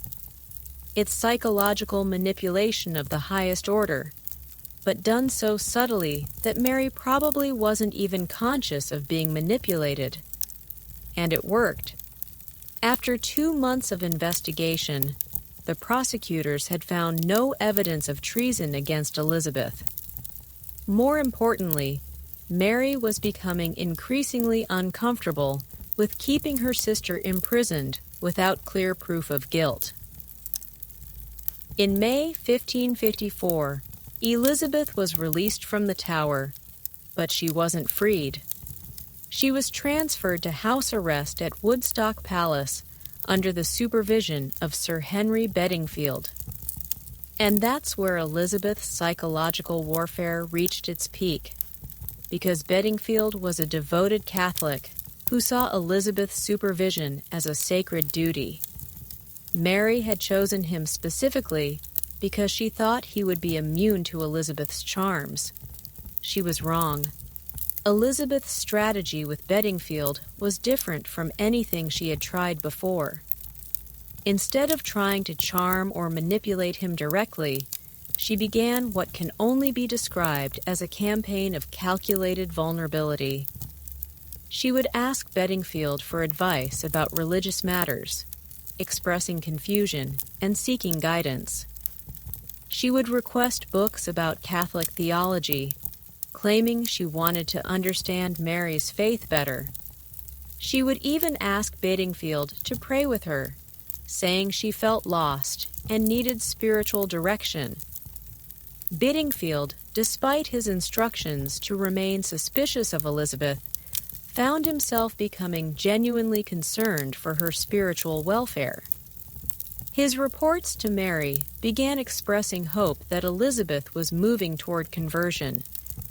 But the real genius of Elizabeth's strategy was that she was learning while she performed. Every conversation with Catholic theologians, every religious text she studied, every prayer session with Bedingfield was gathering intelligence about Catholic doctrine and practice that she would later use to navigate Mary's court. By the time Elizabeth was finally allowed to return to court in 1555, she had transformed herself from a suspected traitor into what appeared to be a potential Catholic convert. She had turned her imprisonment into an education, her persecution into a performance, and her near execution into a political triumph.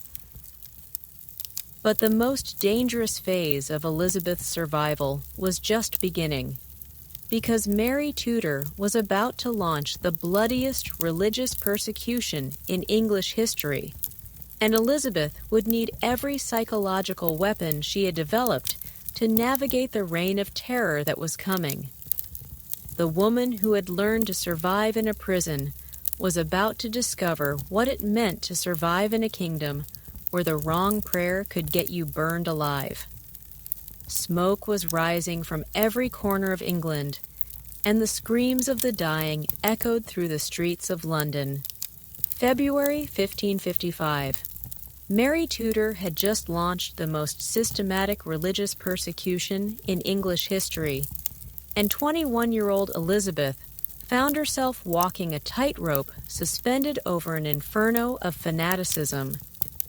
In the span of 3 years, Mary would burn nearly 300 Protestants alive. And Elizabeth, the most famous Protestant in England, had to find a way to survive in a kingdom where her very existence was considered an act of heresy. What she did next would prove that survival isn't just about staying alive. It's about maintaining your soul while everyone around you loses theirs. The statistics alone are horrifying. Between 1555 and 1558, Mary's government executed 283 Protestant heretics by burning them alive at the stake.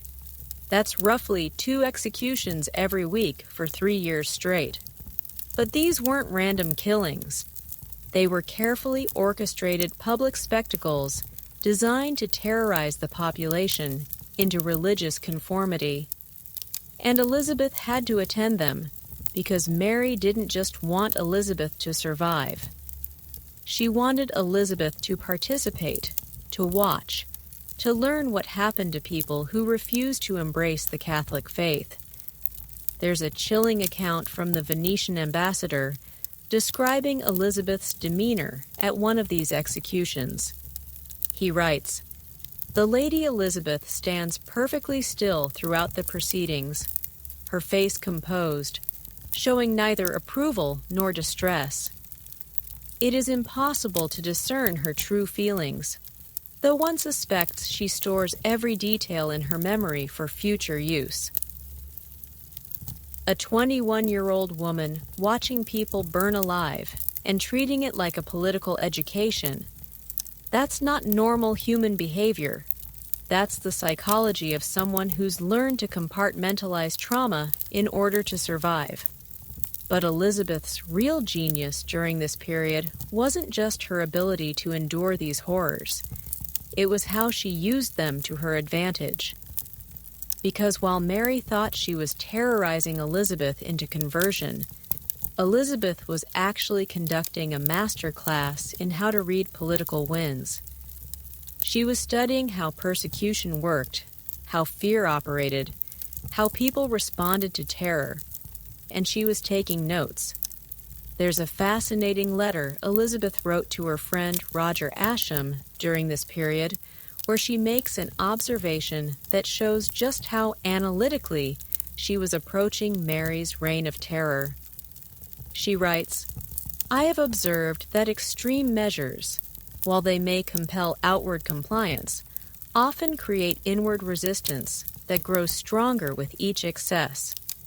A 21-year-old developing a theory about the psychology of political oppression while living under a government that could burn her alive at any moment.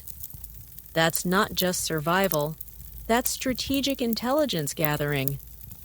But Elizabeth's most brilliant move during the Marian persecutions was how she managed her own religious performance, because Elizabeth understood something that most of Mary's victims didn't.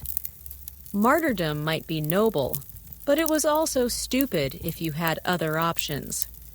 So instead of openly defying Mary's religious demands, Elizabeth began what can only be described as the most sophisticated theological performance in Tudor history. She started attending Mass regularly, but not enthusiastically.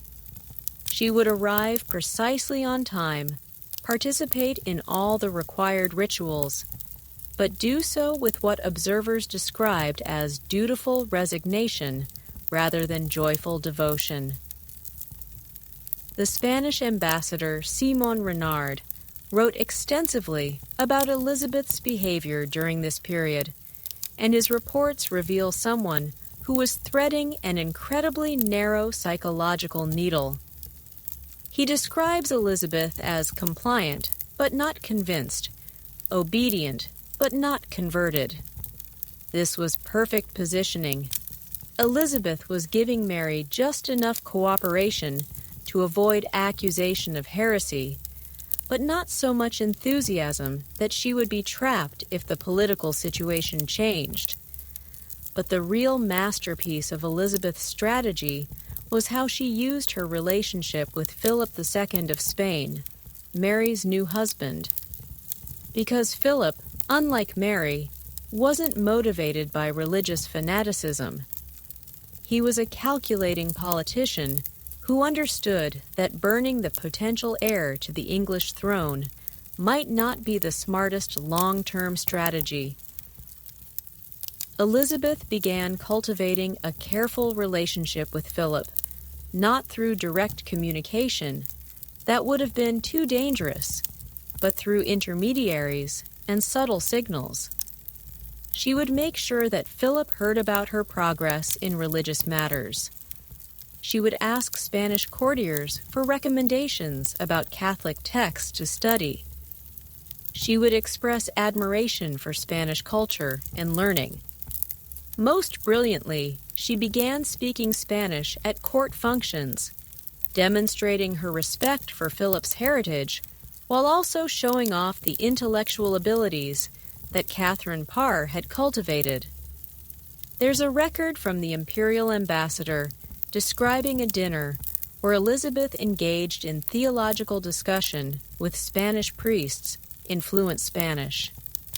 He writes, "Her ladyship demonstrates remarkable knowledge of Catholic doctrine, though one suspects her understanding is more intellectual than spiritual." Elizabeth was showing Philip that she was valuable, intelligent, educated, potentially useful, while maintaining just enough distance from actual conversion to preserve her options. And it worked. Philip began subtly protecting Elizabeth from Mary's more extreme impulses, not because he cared about her welfare, but because he recognized her political value. But Elizabeth's psychological survival during this period required more than just political maneuvering. It required her to maintain her sanity while watching her friends and supporters burned alive. And the evidence suggests that Elizabeth came very close to breaking. There's a letter she wrote to her former governess, Kat Ashley, in late 1556 that reveals just how much psychological stress she was under. She writes, "I find myself questioning not only my beliefs, but my very understanding of God's will. How can such cruelty be justified in His name? How can love and terror exist in the same heart?" This isn't the calculating political strategist we've been following. This is a young woman grappling with genuine spiritual and moral crisis. But what saved Elizabeth wasn't her political intelligence. It was something Catherine Parr had taught her years earlier. The understanding that true strength came from maintaining your humanity even when everyone around you was losing theirs. Elizabeth began secretly helping Protestant victims of Mary's persecution. Not openly, that would have been suicide. But through intermediaries, through coded messages, through careful financial support channeled through trusted servants. She couldn't save them from execution, but she could ensure their families were cared for. She couldn't stop the burnings, but she could preserve the names and stories of the victims. There's evidence in the household accounts from Hatfield House showing payments to various poor families that correlate precisely with the dates of Protestant executions. Elizabeth was essentially running an underground welfare system for the families of martyrs. This wasn't just political positioning. This was Elizabeth maintaining her moral compass in a world that had gone insane. But perhaps the most psychologically sophisticated thing Elizabeth did during Mary's reign was how she prepared for the future. Because Elizabeth understood something that Mary didn't. Terror campaigns always end, and when they do, the survivors remember who helped them and who abandoned them. So while Mary was busy burning Protestants, Elizabeth was quietly building relationships with the Protestant underground that would survive Mary's persecution. She would receive visitors at Hatfield House who claimed to be seeking religious guidance, but were actually Protestant leaders maintaining communication networks. She would send coded letters expressing concern for the spiritual welfare of troubled souls that were really intelligence updates for Protestant resistance groups. Most importantly, she began developing the political philosophy that would later define her reign. The idea that religious unity was less important than national stability, that tolerance was more effective than persecution, that a queen's job was to protect all her subjects, not just the ones who shared her beliefs. There's a remarkable letter Elizabeth wrote near the end of Mary's reign, where she outlines this philosophy. A kingdom divided against itself cannot stand. Better to have unity and loyalty than uniformity in faith. For subjects who trust their ruler's justice will serve more faithfully than those who fear her wrath. This was revolutionary thinking for the 16th century. Elizabeth was essentially arguing for religious tolerance 50 years before it became fashionable among European intellectuals. But Mary's reign of terror was finally coming to an end. The queen who had tried to save England's soul through fire was dying, probably of ovarian cancer, though her physicians couldn't be sure. And as Mary weakened, Elizabeth prepared for the moment that would change everything. Because when Mary Tudor died, Elizabeth wouldn't just inherit a crown. She would inherit a kingdom torn apart by religious hatred, a treasury emptied by war, and a people traumatized by 3 years of systematic terror. The broken child who'd learned to survive in the shadows was about to discover what it meant to rule in the light. The bells were ringing across London, but this time they weren't announcing another execution. November 17th, 1558. Mary Tudor was dead, and 25-year-old Elizabeth Tudor was about to inherit the most poisoned chalice in European politics, the crown of England. But here's what's absolutely incredible about this moment. While most new monarchs would be terrified by the challenges facing them, Elizabeth had been preparing for exactly this scenario her entire life. Every trauma, every betrayal, every near-death experience had been training for what happened next. And what happened next would prove that sometimes the most broken people make the strongest leaders. The England Elizabeth inherited was an absolute disaster. The royal treasury was bankrupt. Mary had spent everything on her religious persecutions and her disastrous war with France. The country was divided along religious lines so bitter that neighbors were literally burning neighbors alive. England's international reputation was in ruins, with most European powers viewing the country as either a Catholic puppet state or a Protestant pariah. And oh, by the way, Elizabeth was still legally illegitimate in the eyes of many, still unmarried with no heirs, and still the target of multiple assassination plots. Most people would have looked at the situation and run screaming. Elizabeth looked at it and saw opportunity because Elizabeth understood something that most politicians don't. Chaos creates possibility. When everything is broken, you have the freedom to rebuild it according to your own vision. And Elizabeth's vision was revolutionary. Her coronation on January 15th, 1559, was the first clue that something unprecedented was happening. Instead of the traditional solemn religious ceremony, Elizabeth turned her coronation into a carefully choreographed piece of political theater designed to send messages to multiple audiences simultaneously. The ceremony itself was Protestant, which satisfied her Protestant supporters. But Elizabeth invited Catholic nobles to attend and made sure they were treated with respect, which signaled that she wasn't planning a vindictive persecution of Catholics. Most brilliantly, Elizabeth designed her coronation procession through London to be a massive public relations event. She stopped to speak with common people, accepted flowers from children, and even paused to listen to a choir of schoolchildren sing her praises. The Venetian ambassador wrote that Her Majesty conducts herself not as a distant sovereign, but as one who genuinely delights in her people's affection. Elizabeth was establishing a new model of monarchy, one based on popular appeal rather than just divine right. But the real genius of Elizabeth's early reign wasn't the pageantry.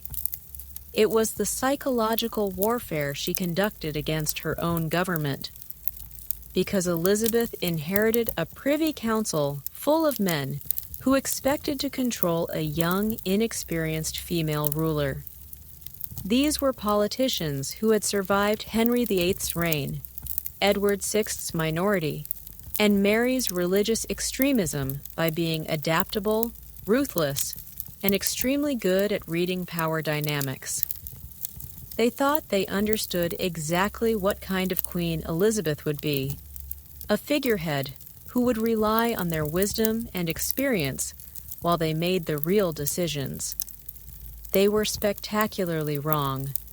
Elizabeth's first Privy Council meeting is preserved in the state papers, and reading the transcript is like watching a masterclass in psychological dominance. Instead of deferring to the experienced politicians around her, Elizabeth began by asking each counselor to explain their position on the major issues facing the kingdom. But here's the brilliant part. She wasn't asking for their advice. She was testing their knowledge, their reasoning, their hidden agendas. When Secretary of State William Cecil presented her with a complex analysis of England's foreign policy challenges, Elizabeth didn't just nod and accept his recommendations. Instead, she began asking questions that revealed she had already done her own analysis and reached different conclusions. She asked about specific details that Cecil hadn't mentioned, pointed out potential consequences he hadn't considered, and suggested alternative strategies that demonstrated her understanding was deeper than his. Cecil later wrote to a friend that Her Majesty's mind works with a speed and precision that is both admirable and somewhat terrifying. She sees implications that escape even experienced counselors. Elizabeth was establishing that she wasn't going to be a puppet queen. She was going to be the smartest person in every room. But Elizabeth's most revolutionary decision was how she approached the religious crisis that had torn England apart for the previous 25 years. Because everyone expected her to either continue Mary's Catholic persecution in reverse, burning Catholics instead of Protestants, or to impose such strict Protestant orthodoxy that Catholics would be driven out of the country entirely. Instead, Elizabeth did something unprecedented in 16th century Europe. She chose tolerance. The Elizabethan religious settlement, established in 1559, was a masterpiece of political psychology. Instead of demanding that everyone believe the same things, Elizabeth essentially said, "I don't care what you believe privately, as long as you're loyal publicly." The famous phrase attributed to Elizabeth, though probably not her exact words, captures the essence of her approach. "I have no desire to make windows into men's souls." This wasn't just political pragmatism, though it was certainly that. This was Elizabeth applying everything she had learned about human psychology during her traumatic childhood. She understood that forcing people to change their deepest beliefs only created resentment and rebellion. She knew that giving people the freedom to maintain their private convictions while requiring public conformity was much more effective than trying to control their thoughts. And the results were immediate and dramatic.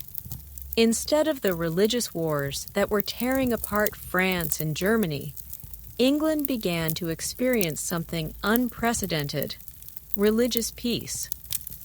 But Elizabeth's psychological genius really showed in how she handled the marriage question that dominated the first decade of her reign. Because everyone, and I mean everyone, assumed that Elizabeth would marry quickly and produce heirs to secure the succession.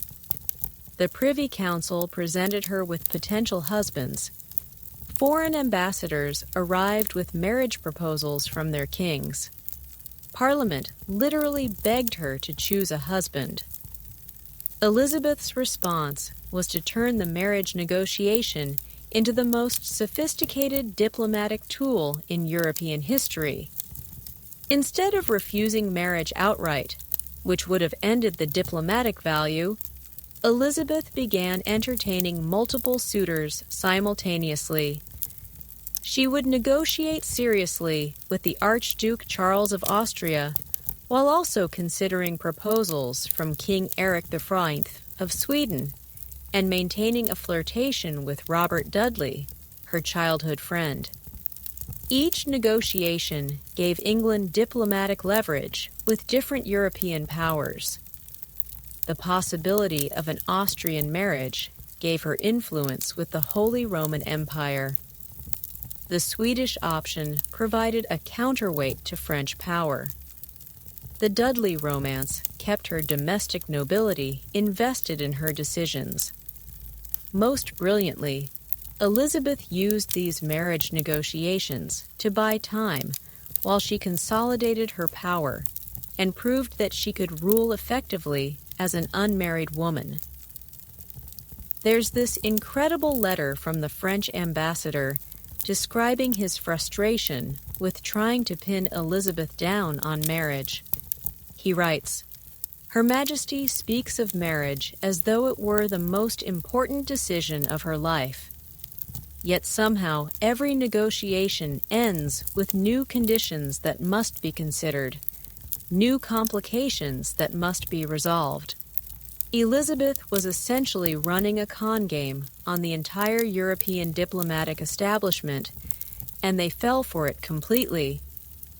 But perhaps the most psychologically sophisticated thing Elizabeth did during her early reign was how she transformed her greatest weakness, being an unmarried female ruler in a patriarchal society, into her greatest strength. Instead of apologizing for her gender or trying to act like a man, Elizabeth began cultivating what historians call the cult of the Virgin Queen. She positioned herself as married to England, with her subjects as her children. This wasn't just rhetoric, it was revolutionary political psychology. Elizabeth was creating a new model of female power that didn't depend on masculine authority or sexual relationships. She began appearing in public wearing white gowns that emphasized her virginity, carrying symbols of purity and wisdom. Her portraits from this period show her holding books, globes, and other symbols of learning and authority. Most importantly, she began speaking about her relationship with England in terms that were both maternal and mystical. In one famous speech to Parliament, she said, "Though God has raised me high, yet this I count the glory of my crown, that I have reigned with your loves." Elizabeth was creating an entirely new archetype, the powerful woman who derived authority not from men, but from her own relationship with her people and her country. And it was working. By 1560, just 2 years into her reign, Elizabeth had stabilized England's finances, ended the religious persecutions, established diplomatic relationships across Europe, and begun what would become the English Renaissance. But Elizabeth's greatest challenge was still ahead. Because while she'd been building her domestic power and international reputation, the most dangerous woman in Europe had been plotting her destruction. Mary, Queen of Scots, was about to return from France with a claim to Elizabeth's throne and the backing of Catholic Europe. The survival skills Elizabeth had learned as a child were about to be tested against an enemy who was everything she wasn't. Legitimate, beautiful, and absolutely ruthless in her ambitions. Chess masters know that the most dangerous opponent isn't the one who attacks you directly. It's the one who forces you to destroy yourself. August 1561. Mary, Queen of Scots, had just returned from France, and Elizabeth Tudor was about to face the most psychologically complex challenge of her reign. Because Mary wasn't just another political rival, she was everything Elizabeth wasn't supposed to be. Legitimately born, classically beautiful, raised as a queen from birth, and backed by the most powerful Catholic nations in Europe. Mary was also Elizabeth's cousin, which meant their conflict would be both personal and political. And here's the terrifying part. Mary actually had a better legal claim to the English throne than Elizabeth did. But what Mary didn't understand was that she was about to enter a psychological chess match with someone who'd been playing survival games since she was 2 years old. And Elizabeth was about to demonstrate that sometimes the best way to defeat a perfect enemy is to let them defeat themselves. The contrast between these two queens couldn't have been more dramatic. Mary Stuart was 18 years old, nearly 6 feet tall, stunningly beautiful, and had spent her entire life being told she was destined for greatness. She spoke perfect French, danced like a professional, and could charm any man in Europe. Elizabeth was 28, average height, intelligent rather than beautiful, and had spent her entire life learning that survival depended on never trusting anyone completely. Most historians focus on their political differences, Catholic versus Protestant, legitimate versus illegitimate, French-backed versus independent. But the real conflict was psychological.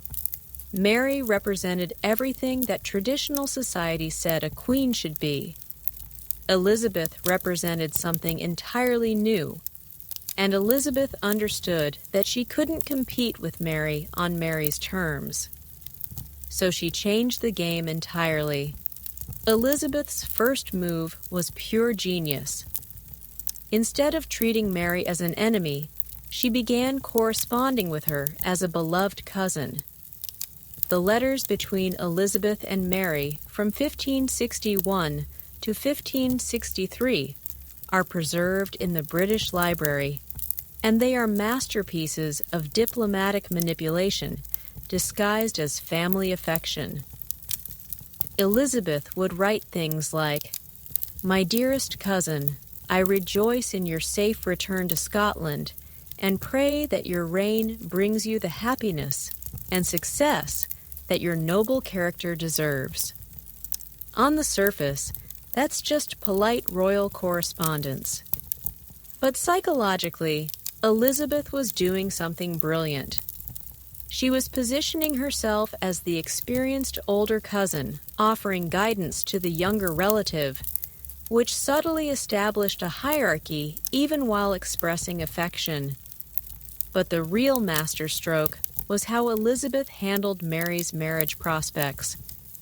Because Mary needed to marry to secure her position, and every potential husband came with political implications. If she married a Catholic prince, it would threaten Protestant England. If she married a Protestant noble, it would anger Catholic Europe. If she married a powerful foreign king, it would make Scotland a puppet state. Elizabeth offered to help Mary choose a husband, and her suggestion was absolutely diabolical. Elizabeth proposed that Mary marry Robert Dudley, Elizabeth's own favorite courtier, and the man many people thought Elizabeth herself would marry. Think about the psychology of that offer. Elizabeth was essentially saying, "Here, cousin, you can have the man I love most in the world, because your happiness is more important to me than my own." It was presented as an act of supreme generosity, but it was actually psychological warfare of the highest order. First, it put Mary in an impossible position. If she accepted Dudley, she would be acknowledging that Elizabeth had the right to choose Scotland's future king consort. If she refused, she would appear ungrateful and suspicious of Elizabeth's motives. Second, it created doubt about Elizabeth's own marriage plans. If Elizabeth was willing to give up Dudley, what were her real intentions? Was she secretly planning to marry someone else? Was she actually committed to remaining unmarried? Third, and most cleverly, it established Elizabeth as the puppet master of European marriage diplomacy. Other foreign princes would have to wonder, if Elizabeth could offer her own favorite to Scotland, what other matrimonial combinations might she be orchestrating? Mary's response revealed that she understood the trap, but couldn't figure out how to escape it. She wrote back expressing gratitude for Elizabeth's sisterly concern, while politely declining the suggestion and asking for Elizabeth's advice about other potential suitors. Elizabeth had successfully positioned herself as Mary's marriage counselor, which gave her intelligence about Mary's romantic and political plans while maintaining the fiction of family harmony. But Elizabeth's most brilliant psychological weapon against Mary was something Mary couldn't have anticipated: Elizabeth's relationship with the English people. Because Mary had been raised in the French court, where royal authority was absolute and popular opinion was irrelevant. She understood power as something that flowed downward from the monarch to the subjects. Elizabeth had learned the opposite lesson. Her traumatic childhood had taught her that power was unstable, that survival depended on building coalitions, and that even queens needed allies. So, while Mary was focused on international diplomacy and noble alliances, Elizabeth was conducting a revolutionary experiment in royal public relations. She began what modern politicians would recognize as a systematic campaign to build brand loyalty among the English people. Elizabeth would go on royal progresses, elaborate tours through the countryside, where she would stay in the homes of ordinary nobles and merchants, rather than just grand palaces. These progresses weren't just ceremonial. They were intelligence-gathering operations. Elizabeth would learn about local concerns, economic problems, religious tensions, and popular attitudes toward her rule. More importantly, she would address these concerns directly. If a region was suffering from poor harvests, Elizabeth would arrange for grain shipments. If local Protestant ministers were being harassed, she would quietly transfer them to safer positions. If Catholic families were being persecuted by overzealous Protestant officials, she would intervene to protect them. The Spanish ambassador wrote to Philip II, describing Elizabeth's growing popularity. The Queen has somehow convinced her subjects that their welfare is her personal concern. They speak of her not as a distant sovereign, but as a protector who understands their daily struggles. Elizabeth was building something unprecedented in European politics, a monarchy based on genuine popular support, rather than just fear and tradition. Meanwhile, Mary was making the opposite mistake. Her early decisions as Queen of Scotland alienated exactly the people she needed most: the Protestant Scottish nobles, who controlled the country's real power. Mary insisted on hearing Catholic Mass in her private chapel, which wasn't technically illegal, but sent a clear signal about her religious preferences. She filled her court with French advisors rather than Scottish ones. Most fatally, she began making statements suggesting that her claim to the English throne was superior to Elizabeth's. These weren't necessarily wrong decisions from a legal or religious perspective, but they were psychological disasters that played directly into Elizabeth's hands. Because every time Mary emphasized her Catholicism, Elizabeth looked more like a unifying Protestant alternative. Every time Mary relied on French support, Elizabeth appeared more genuinely English. Every time Mary asserted her superior claim to the English throne, Elizabeth could position herself as the humble servant of her people rather than an ambitious usurper. But Elizabeth's masterstroke came in 1565, when Mary made the decision that would ultimately destroy her. She married Henry Stuart, Lord Darnley. Darnley was handsome, charming, and had Tudor blood through his mother, which strengthened Mary's claim to the English succession. On paper, it was a brilliant political marriage. In reality, it was psychological suicide, because Darnley was also vain, jealous, alcoholic, and probably mentally unstable. Within months of the marriage, he was demanding to be named King of Scotland rather than just Mary's consort. He was alienating Scottish nobles with his arrogance. Most dangerously, he was becoming violently jealous of Mary's secretary and rumored lover, David Rizzio. Elizabeth watched this disaster unfold with what can only be described as professional appreciation. She sent Mary congratulations on her marriage, while privately expressing concern to Scottish nobles about Darnley's unfortunate temperament. She was essentially providing psychological support to Mary's enemies while maintaining the appearance of family loyalty. The trap was set. Mary was married to a man who was destroying her political position while strengthening Elizabeth's claim to represent stability and wisdom. And then, on March 9, 1566, the psychological warfare became literal warfare when Darnley and his conspirators brutally murdered David Rizzio in front of the pregnant Mary.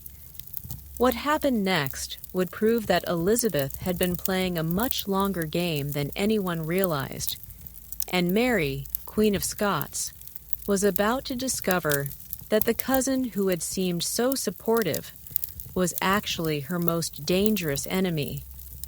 Blood was about to flow in the most spectacular royal scandal of the 16th century, and Elizabeth Tudor had a front-row seat to watch her rival destroy herself. February 10th, 1567, Lord Darnley, Mary Queen of Scots' husband, was murdered in an explosion that could be heard across Edinburgh. But here's what makes this moment absolutely extraordinary.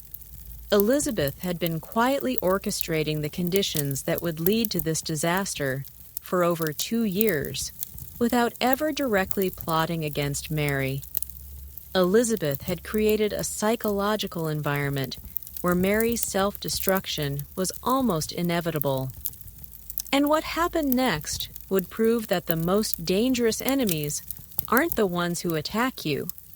They're the ones who help you defeat yourself. The murder of Lord Darnley wasn't just a political assassination. It was the culmination of one of the most sophisticated psychological manipulation campaigns in history. And Elizabeth's fingerprints were all over it, even though she never gave a single direct order. Here's how diabolical Elizabeth's strategy really was. Instead of trying to destroy Mary through military force or diplomatic pressure, Elizabeth had identified Mary's greatest weakness, her need to be loved and her terrible judgment about men. So, Elizabeth began what can only be described as a systematic campaign to surround Mary with exactly the wrong kind of people. Take James Hepburn, Earl of Bothwell, the man who would ultimately destroy Mary's reputation forever. Bothwell was charming, ambitious, ruthless, and completely immoral. He was also exactly the kind of dangerous man that Mary found irresistible. And how did Bothwell rise to power in Mary's court? Through a series of Elizabeth's innocent diplomatic interventions. When Bothwell was accused of various crimes against Scottish nobles, Elizabeth's ambassadors would quietly suggest that perhaps these were political persecutions rather than legitimate justice. When Mary needed military support against rebellious lords, Elizabeth would recommend commanders who happened to be Bothwell's allies. Elizabeth never directly promoted Bothwell. She just created conditions where Mary would naturally turn to him for support. The correspondence between Elizabeth and Mary during this period is preserved in the British Library, and reading it today is like watching a master manipulator at work.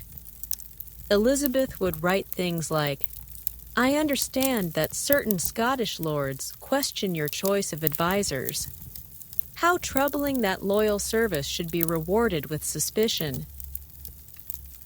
She was essentially giving Mary permission to ignore criticism of Bothwell while positioning herself as the understanding friend who supported Mary's judgment. But Elizabeth's real genius was how she handled the Darnley situation. Because by early 1567, everyone knew that Mary's marriage was a disaster. Darnley was drunk most of the time, violent when sober, and actively plotting against Mary's government. Mary was miserable, her nobles were angry, and Scotland was sliding towards civil war.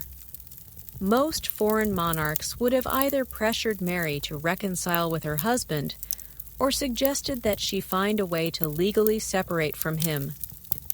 Elizabeth did neither.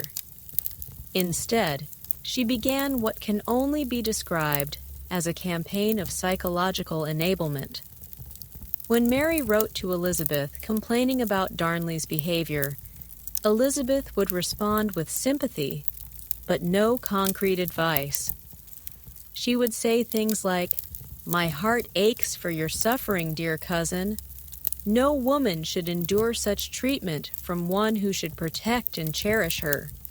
Elizabeth was validating Mary's anger without suggesting any constructive solutions. She was essentially encouraging Mary to see her situation as unbearable while offering no legal alternatives. And then Elizabeth made what appeared to be an innocent suggestion that was actually psychological dynamite. In a letter dated January 1567, Elizabeth wrote to Mary, "Perhaps if Lord Darnley were to travel abroad for his health, the distance might provide clarity for you both. I have heard that the climate in Italy is excellent for those suffering from various ailments. On the surface, this looks like Elizabeth suggesting a temporary separation, but psychologically, she was planting the idea that Darnley's permanent absence might solve Mary's problems. Mary, desperate and increasingly unstable, began to see elimination rather than separation as her only option. But here's the most chilling part of Elizabeth's strategy. She made sure she had plausible deniability for everything that followed. When Darnley was murdered in that spectacular explosion at Kirk Field, Elizabeth immediately sent letters to Mary expressing shock and offering assistance in finding the perpetrators. She wrote, "I am horrified by this terrible crime against your person and your realm. Please know that England stands ready to assist in bringing these villains to justice."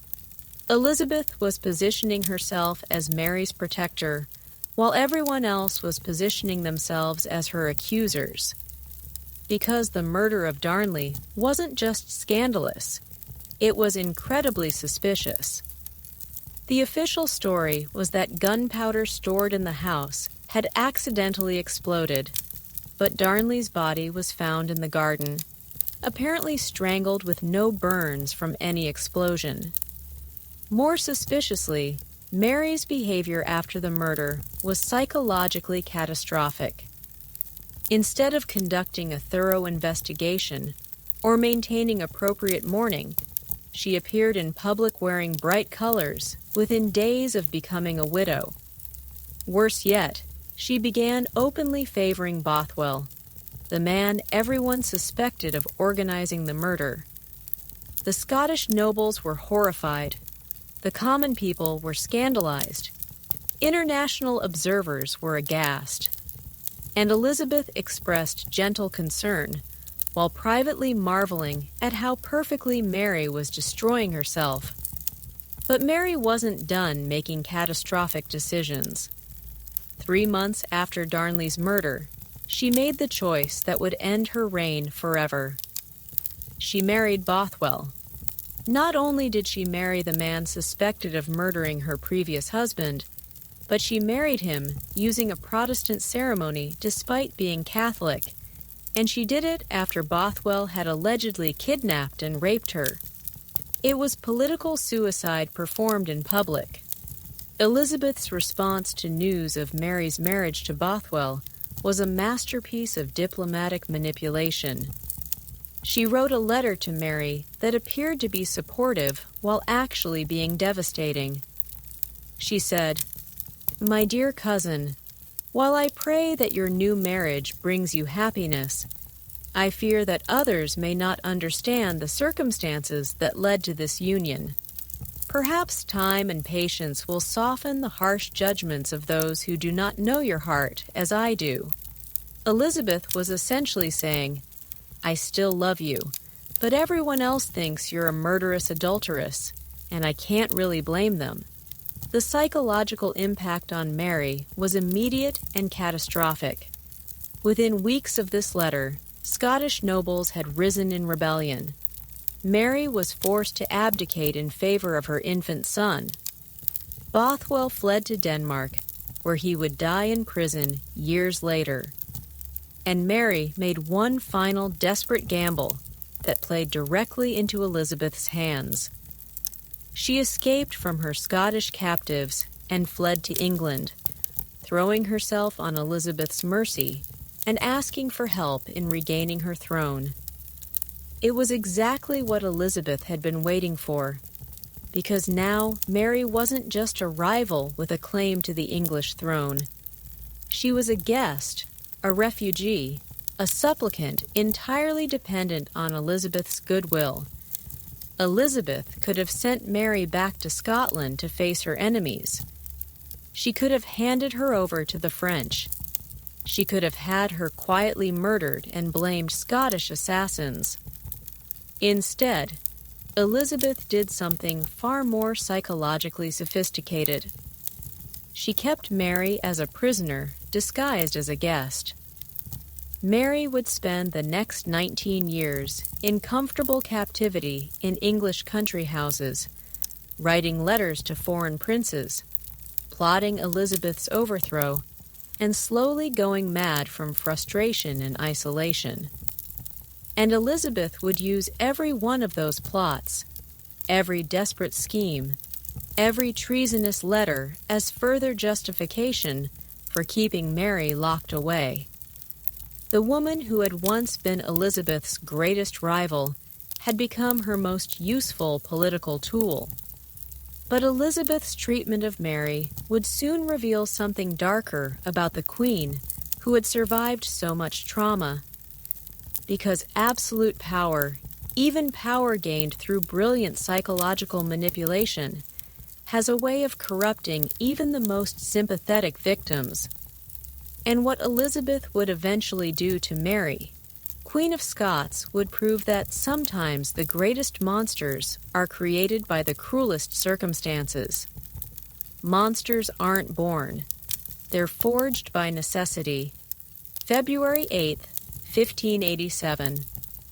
Elizabeth Tudor stood at the window of Greenwich Palace, watching the snow fall on the Thames, knowing that in just a few hours she would sign a death warrant that would haunt her for the rest of her life. The warrant was for Mary, Queen of Scots, the woman who'd been her prisoner, her rival, and strangely almost her friend for 19 years. And what Elizabeth was about to do would reveal the darkest truth about survival. Sometimes protecting yourself requires destroying the people you once loved. But here's what makes this moment so psychologically devastating. Elizabeth didn't want to kill Mary. In fact, she had spent nearly 2 decades trying to avoid exactly this decision. The problem was that Mary, even in captivity, had never stopped trying to murder Elizabeth. And Elizabeth's intelligence network had just uncovered a plot so dangerous, so well-funded, and so close to success that even the queen who had survived every assassination attempt since childhood finally had to admit Mary, Queen of Scots, had to die. The Babington plot, as it came to be known, was the most sophisticated assassination conspiracy in Tudor history, and the evidence against Mary wasn't circumstantial, it was written in her own hand.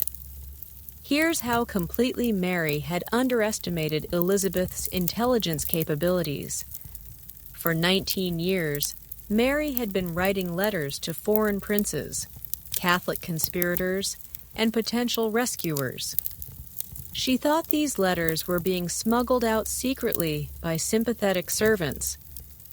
What Mary didn't know was that every single letter had been intercepted, decoded, and copied by Elizabeth's spy master, Sir Francis Walsingham, before being allowed to reach its destination.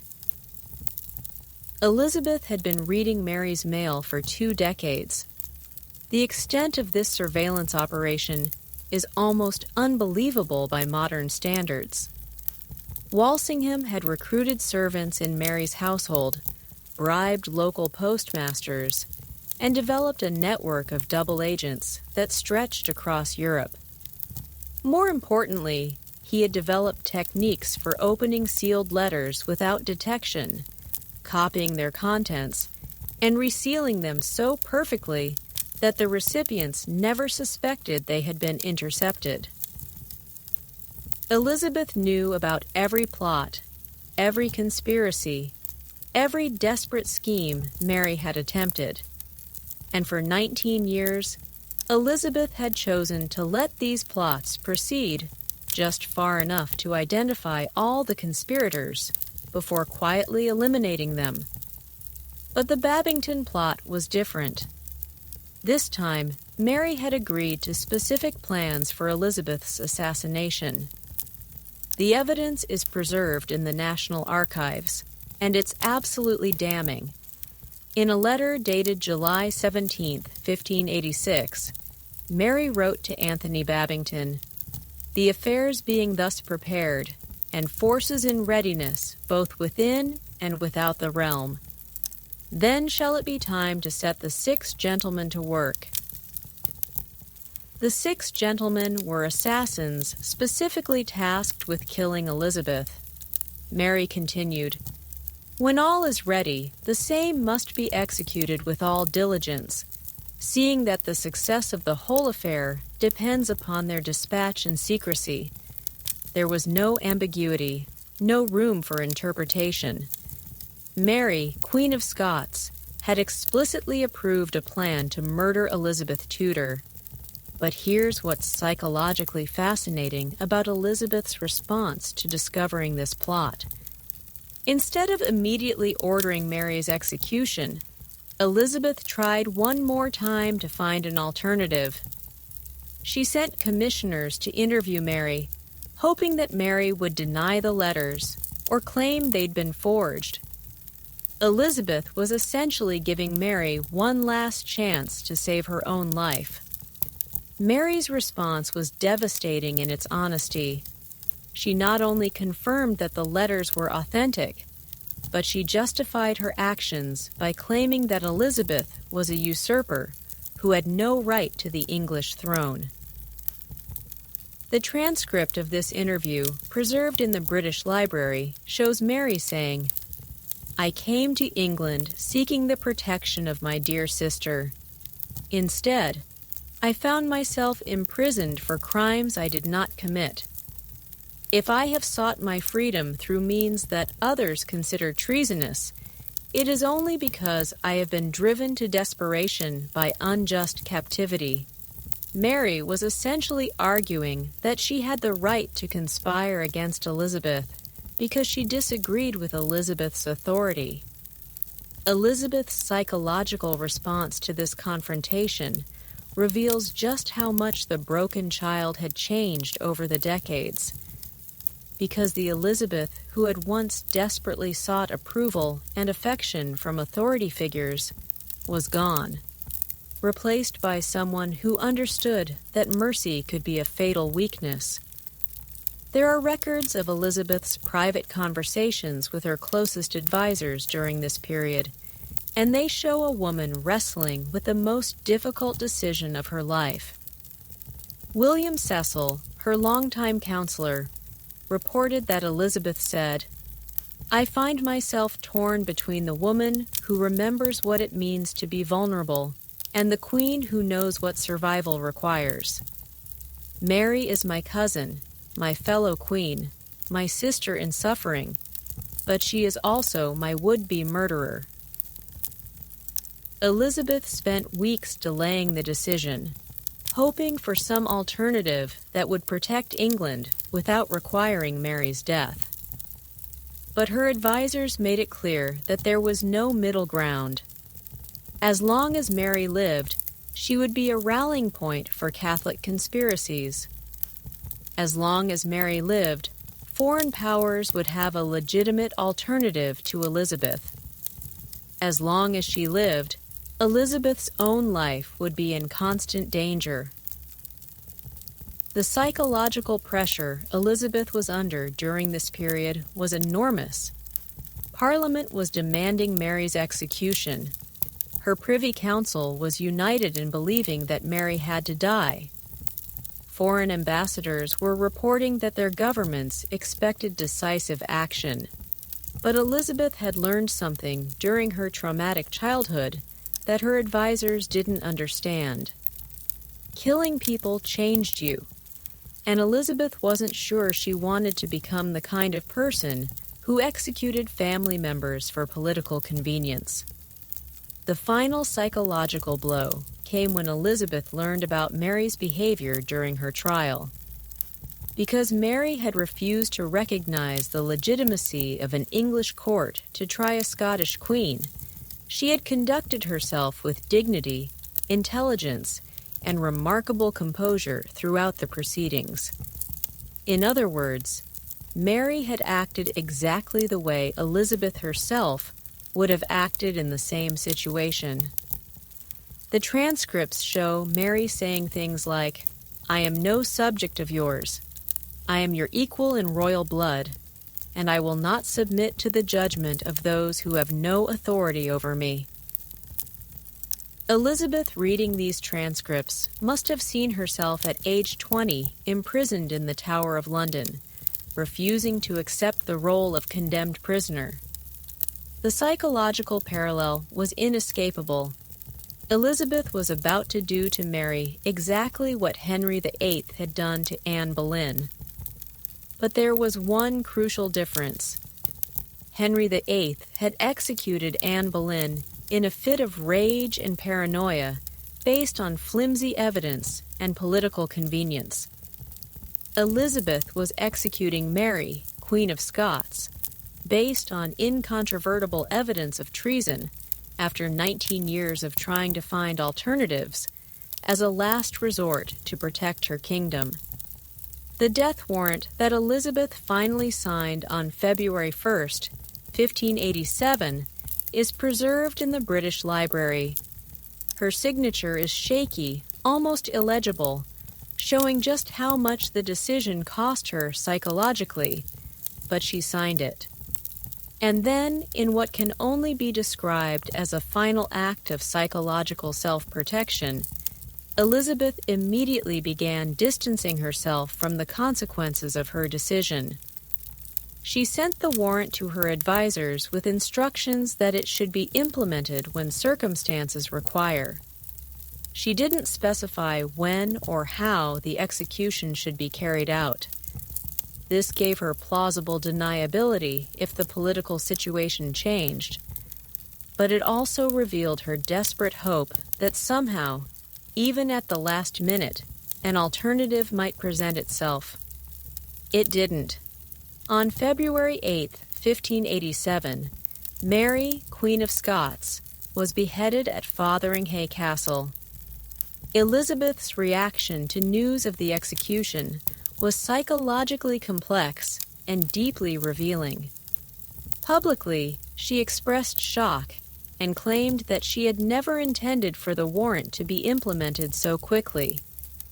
She blamed her advisors for misunderstanding her intentions, banished the secretary who had delivered the warrant, and went into a period of mourning that lasted for weeks.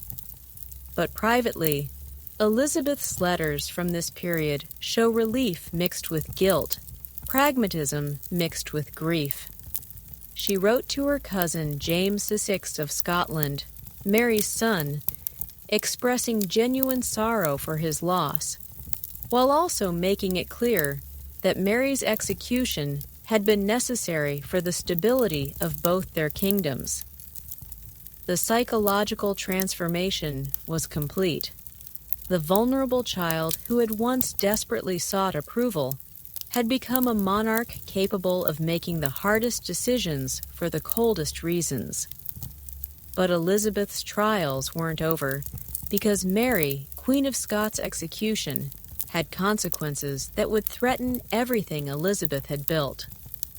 The most powerful empire in the world was about to declare war on England, and Elizabeth would need every survival skill she had ever learned to face the greatest military challenge of her reign. Thunder was rolling across the English Channel, but it wasn't from any storm. July 1588, the largest invasion fleet in human history, was sailing toward England's shores, and 54-year-old Elizabeth Tudor was about to face the ultimate test of everything she had learned about survival, leadership, and the psychology of power. The Spanish Armada wasn't just a military expedition. It was a holy crusade backed by the richest empire on earth, blessed by the Pope himself, and commanded by one of the most experienced admirals in Europe.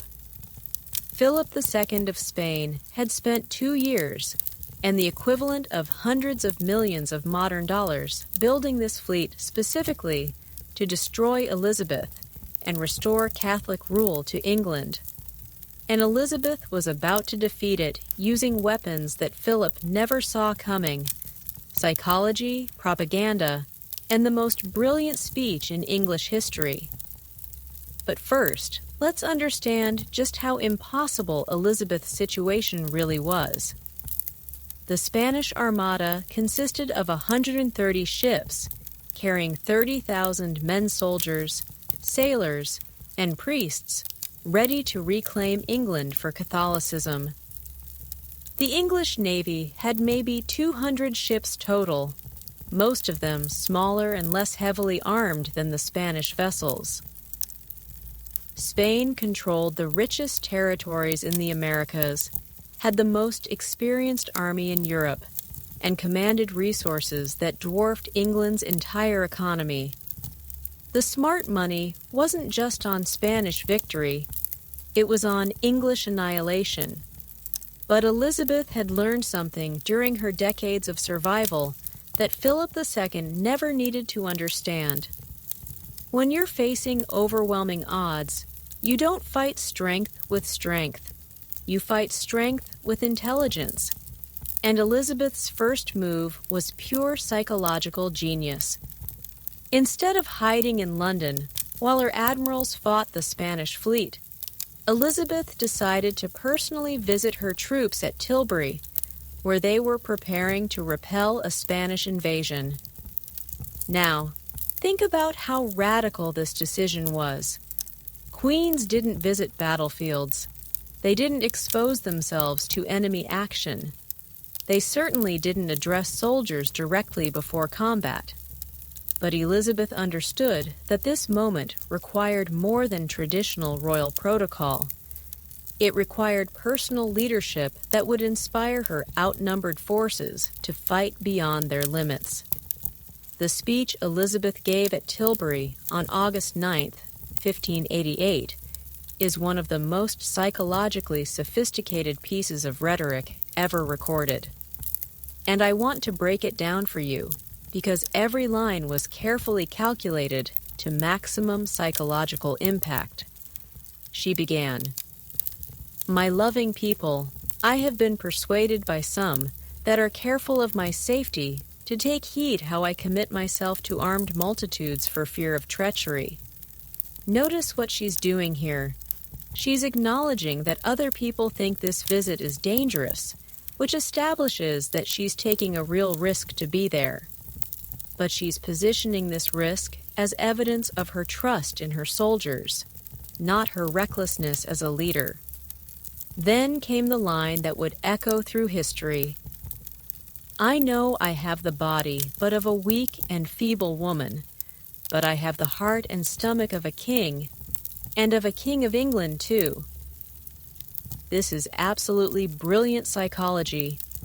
Elizabeth is acknowledging the obvious.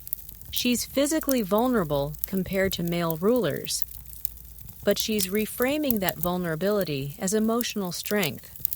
She's saying that being physically weak makes her psychologically stronger because it proves her courage is genuine rather than based on physical confidence. But the most psychologically devastating part of the speech was how she positioned the conflict itself. "I myself will take up arms.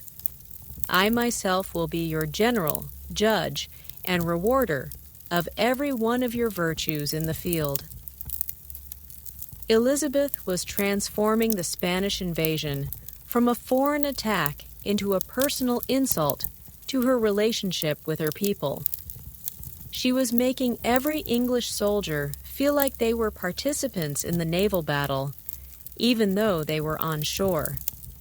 Elizabeth had created a sense of unified national effort that transcended the physical separation between different parts of her forces. Meanwhile, out in the Channel, the English admirals were implementing a strategy that was pure Elizabeth.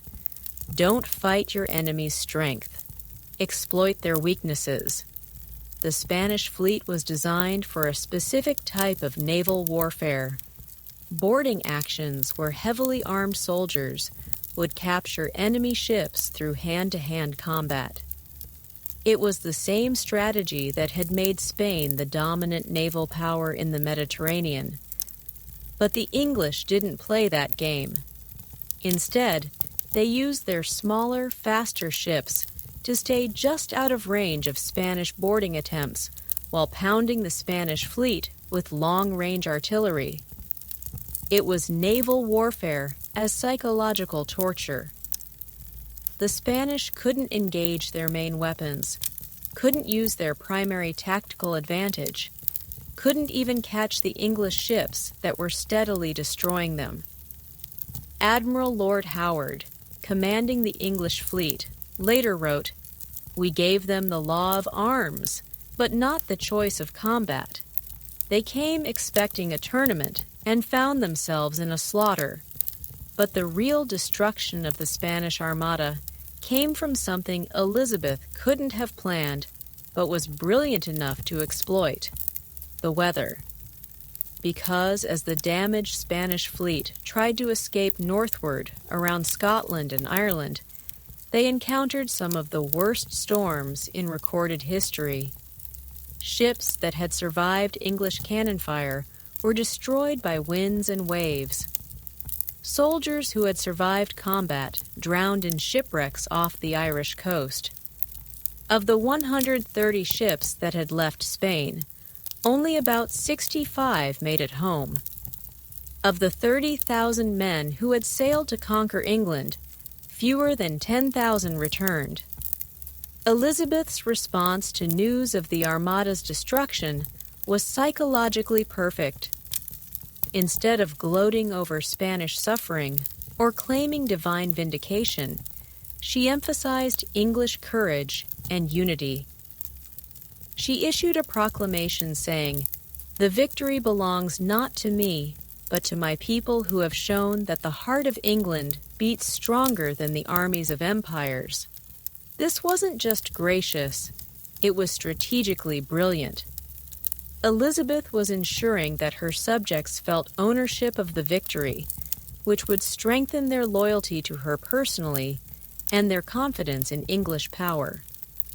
But perhaps the most psychologically sophisticated aspect of Elizabeth's handling of the Armada crisis was how she used the victory to transform England's international position.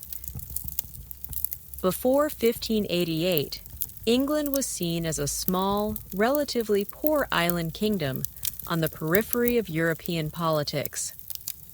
After the Armada, England was recognized as a major naval power capable of defeating the mightiest empire on earth.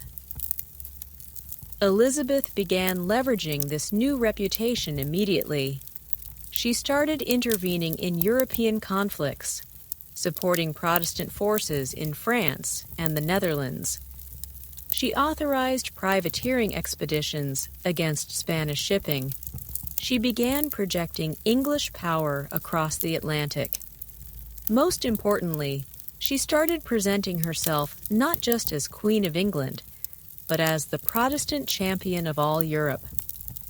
There's a portrait of Elizabeth painted shortly after the Armada victory that shows her standing with her hand on a globe, with scenes of the battle visible through windows behind her.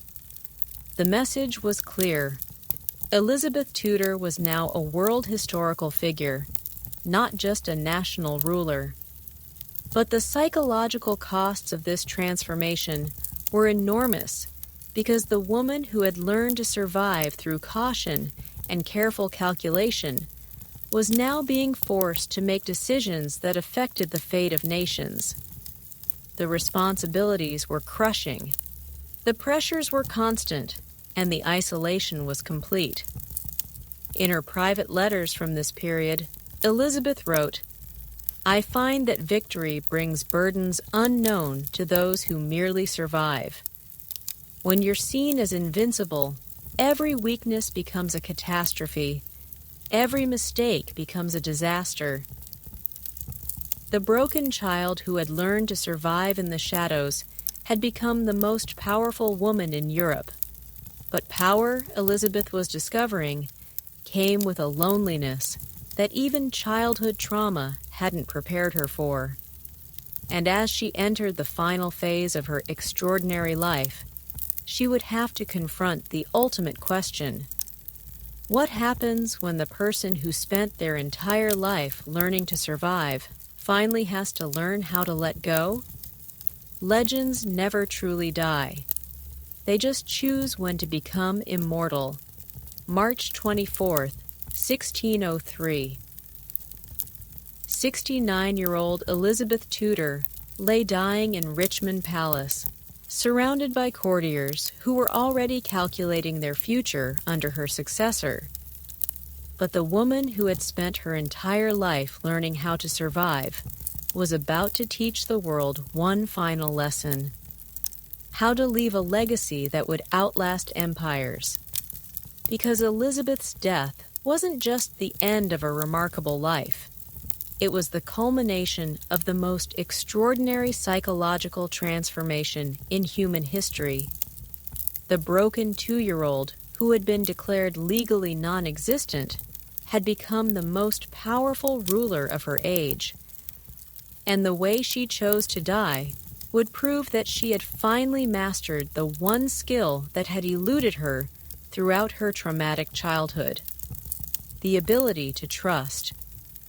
The final decade of Elizabeth's reign had been marked by a loneliness so profound that it would have broken anyone who hadn't been forged by childhood abandonment. All her closest friends were dead. William Cecil, her brilliant secretary, who had guided her through the early years, died in 1598. Robert Dudley, the great love of her life, had died in 1588. Francis Walsingham, her spy master and protector, died in 1590. But perhaps the most psychologically devastating loss was Robert Devereux, Earl of Essex, the young nobleman she had loved like a son, and then been forced to execute for treason in 1601. The Essex Rebellion was different from all the other conspiracies Elizabeth had faced, because this time the threat came from someone she genuinely loved. Essex wasn't just ambitious. He was unstable, charismatic, and convinced that Elizabeth was too old to rule effectively. When Essex stormed through London with 300 armed followers, crying that Elizabeth was surrounded by evil counselors and needed to be liberated from their influence, Elizabeth faced the most personal betrayal of her life. The psychological parallel to her childhood was inescapable. Once again, someone she trusted was trying to destroy her. Once again, she was being told that she was the problem, that other people knew better than she did what was good for her. But this time, Elizabeth's response revealed how completely she had transformed from the vulnerable child she'd once been. Instead of trying to understand Essex's motivations or hoping for reconciliation, Elizabeth moved with cold efficiency to crush the rebellion and execute its leaders. She had learned that love, when it conflicted with survival, was a luxury she couldn't afford. The letter Elizabeth wrote to Essex before his execution is preserved in the British Library, and it's one of the most psychologically complex documents in Tudor history. She wrote, "You have forced me to choose between my heart and my crown. I pray that God will forgive us both for the choice I have made. This wasn't the language of a tyrant destroying a political enemy. This was the language of someone who understood that power required sacrifices that civilian life never demanded." But Essex's execution marked the beginning of Elizabeth's final psychological transformation. For the last 2 years of her life, she began preparing for something that had never been part of her survival strategy: letting go. The evidence for this shift is everywhere in her behavior during 1601-1603. Elizabeth stopped making long-term political plans. She began talking about her reign in the past tense. Most tellingly, she started expressing concern about what would happen to England after her death. This wasn't depression or defeat. It was something far more sophisticated. Elizabeth was conducting a strategic withdrawal from power that would ensure her legacy survived even after she was gone. Her last speech to Parliament, delivered in November 1601, is known as the Golden Speech, and it's a masterpiece of psychological engineering designed to cement her historical reputation. She said, "Though God hath raised me high, yet this I count the glory of my crown, that I have reigned with your loves.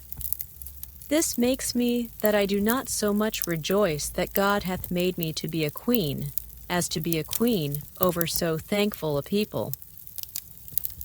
Elizabeth was positioning herself not as someone who had seized power, but as someone who had been honored with the privilege of serving her people. She was transforming her entire life story from one of survival and ambition into one of service and sacrifice. But the most psychologically revealing aspect of Elizabeth's final years was how she handled the succession question that had haunted her entire reign. for 45 years, Elizabeth had refused to name an heir, using the uncertainty as a diplomatic weapon and maintaining the fiction that she might still marry and produce children. But in her final months, she quietly began preparing for a transition that would preserve everything she had built. James VI of Scotland, Mary Queen of Scots' son, was the obvious choice to succeed her. But Elizabeth's genius was in how she managed this transition without ever formally announcing it. She began corresponding with James, offering advice about ruling England and subtly indicating her approval of his eventual succession. But she did this through private letters and trusted intermediaries, never making any public commitments that might destabilize her own remaining authority. Elizabeth was conducting a seamless transfer of power that maintained stability while preserving her own agency until the very end. The final weeks of Elizabeth's life reveal a woman who had achieved something unprecedented. She had learned to control not just her life, but her death. According to contemporary accounts, Elizabeth spent her last days dictating letters, organizing her papers, and making sure that important documents were properly preserved for historians. She was curating her own legacy with the same strategic intelligence she had applied to every other challenge in her life. But perhaps the most psychologically profound aspect of Elizabeth's death was what she chose to do in her final hours. Instead of clinging to power or demanding elaborate deathbed ceremonies, Elizabeth simply let go. The Archbishop of Canterbury, John Whitgift, reported that Elizabeth's last conscious act was to give a sign of approval when he prayed for the peaceful transition of the crown to James of Scotland. After a lifetime of never trusting anyone completely, Elizabeth chose to trust in the continuation of the institution she had served. She died on March 24, 1603, at 3 in the morning, surrounded by her ladies-in-waiting. According to their accounts, her last word was James, confirming her approval of her successor. But here's what makes Elizabeth's death so psychologically remarkable. She had managed to transform her childhood trauma into historical triumph. The abandoned child who'd been declared illegitimate became the queen who gave her name to an entire age. The girl who'd been told she was nobody became the woman who defeated the Spanish Armada. The survivor who had learned never to trust became the leader who was beloved by her people. Elizabeth's reign lasted 45 years and transformed England from a small, divided, relatively poor country into a major European power with a thriving culture, a strong economy, and a sense of national identity that would last for centuries. The psychological strategy she had developed to survive childhood trauma became the leadership skills that created the foundation for the British Empire. But perhaps most importantly, Elizabeth proved that it was possible to be both strategic and genuine, both careful and courageous, both protective and loving. She showed the world that trauma doesn't have to destroy you. It can forge you into something stronger than you ever imagined possible. The broken child, who should have been crushed by circumstances, became the queen who changed the course of human history. And that transformation from victim to survivor to legend is a story that belongs not just to the 16th century, but to anyone who has ever faced impossible odds and wondered whether they had the strength to overcome them. Elizabeth Tudor proved that they do. Thank you so much for staying with me through this incredible journey from broken child to immortal queen. Elizabeth's story reminds us that our greatest traumas can become our greatest strengths, and that the qualities we develop to survive our worst moments might just be the qualities that help us achieve our greatest triumphs. If Elizabeth's transformation inspired you as much as it inspired me, I'd love to hear your thoughts in the comments below. What part of her psychological journey resonated most with you?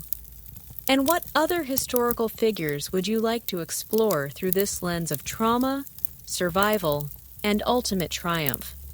Don't forget to subscribe for more deep dives into the hidden psychology behind history's most fascinating figures. Until next time, remember that your past doesn't define your future, but the strength you build surviving your past just might define your legacy. Sleep well and sweet dreams.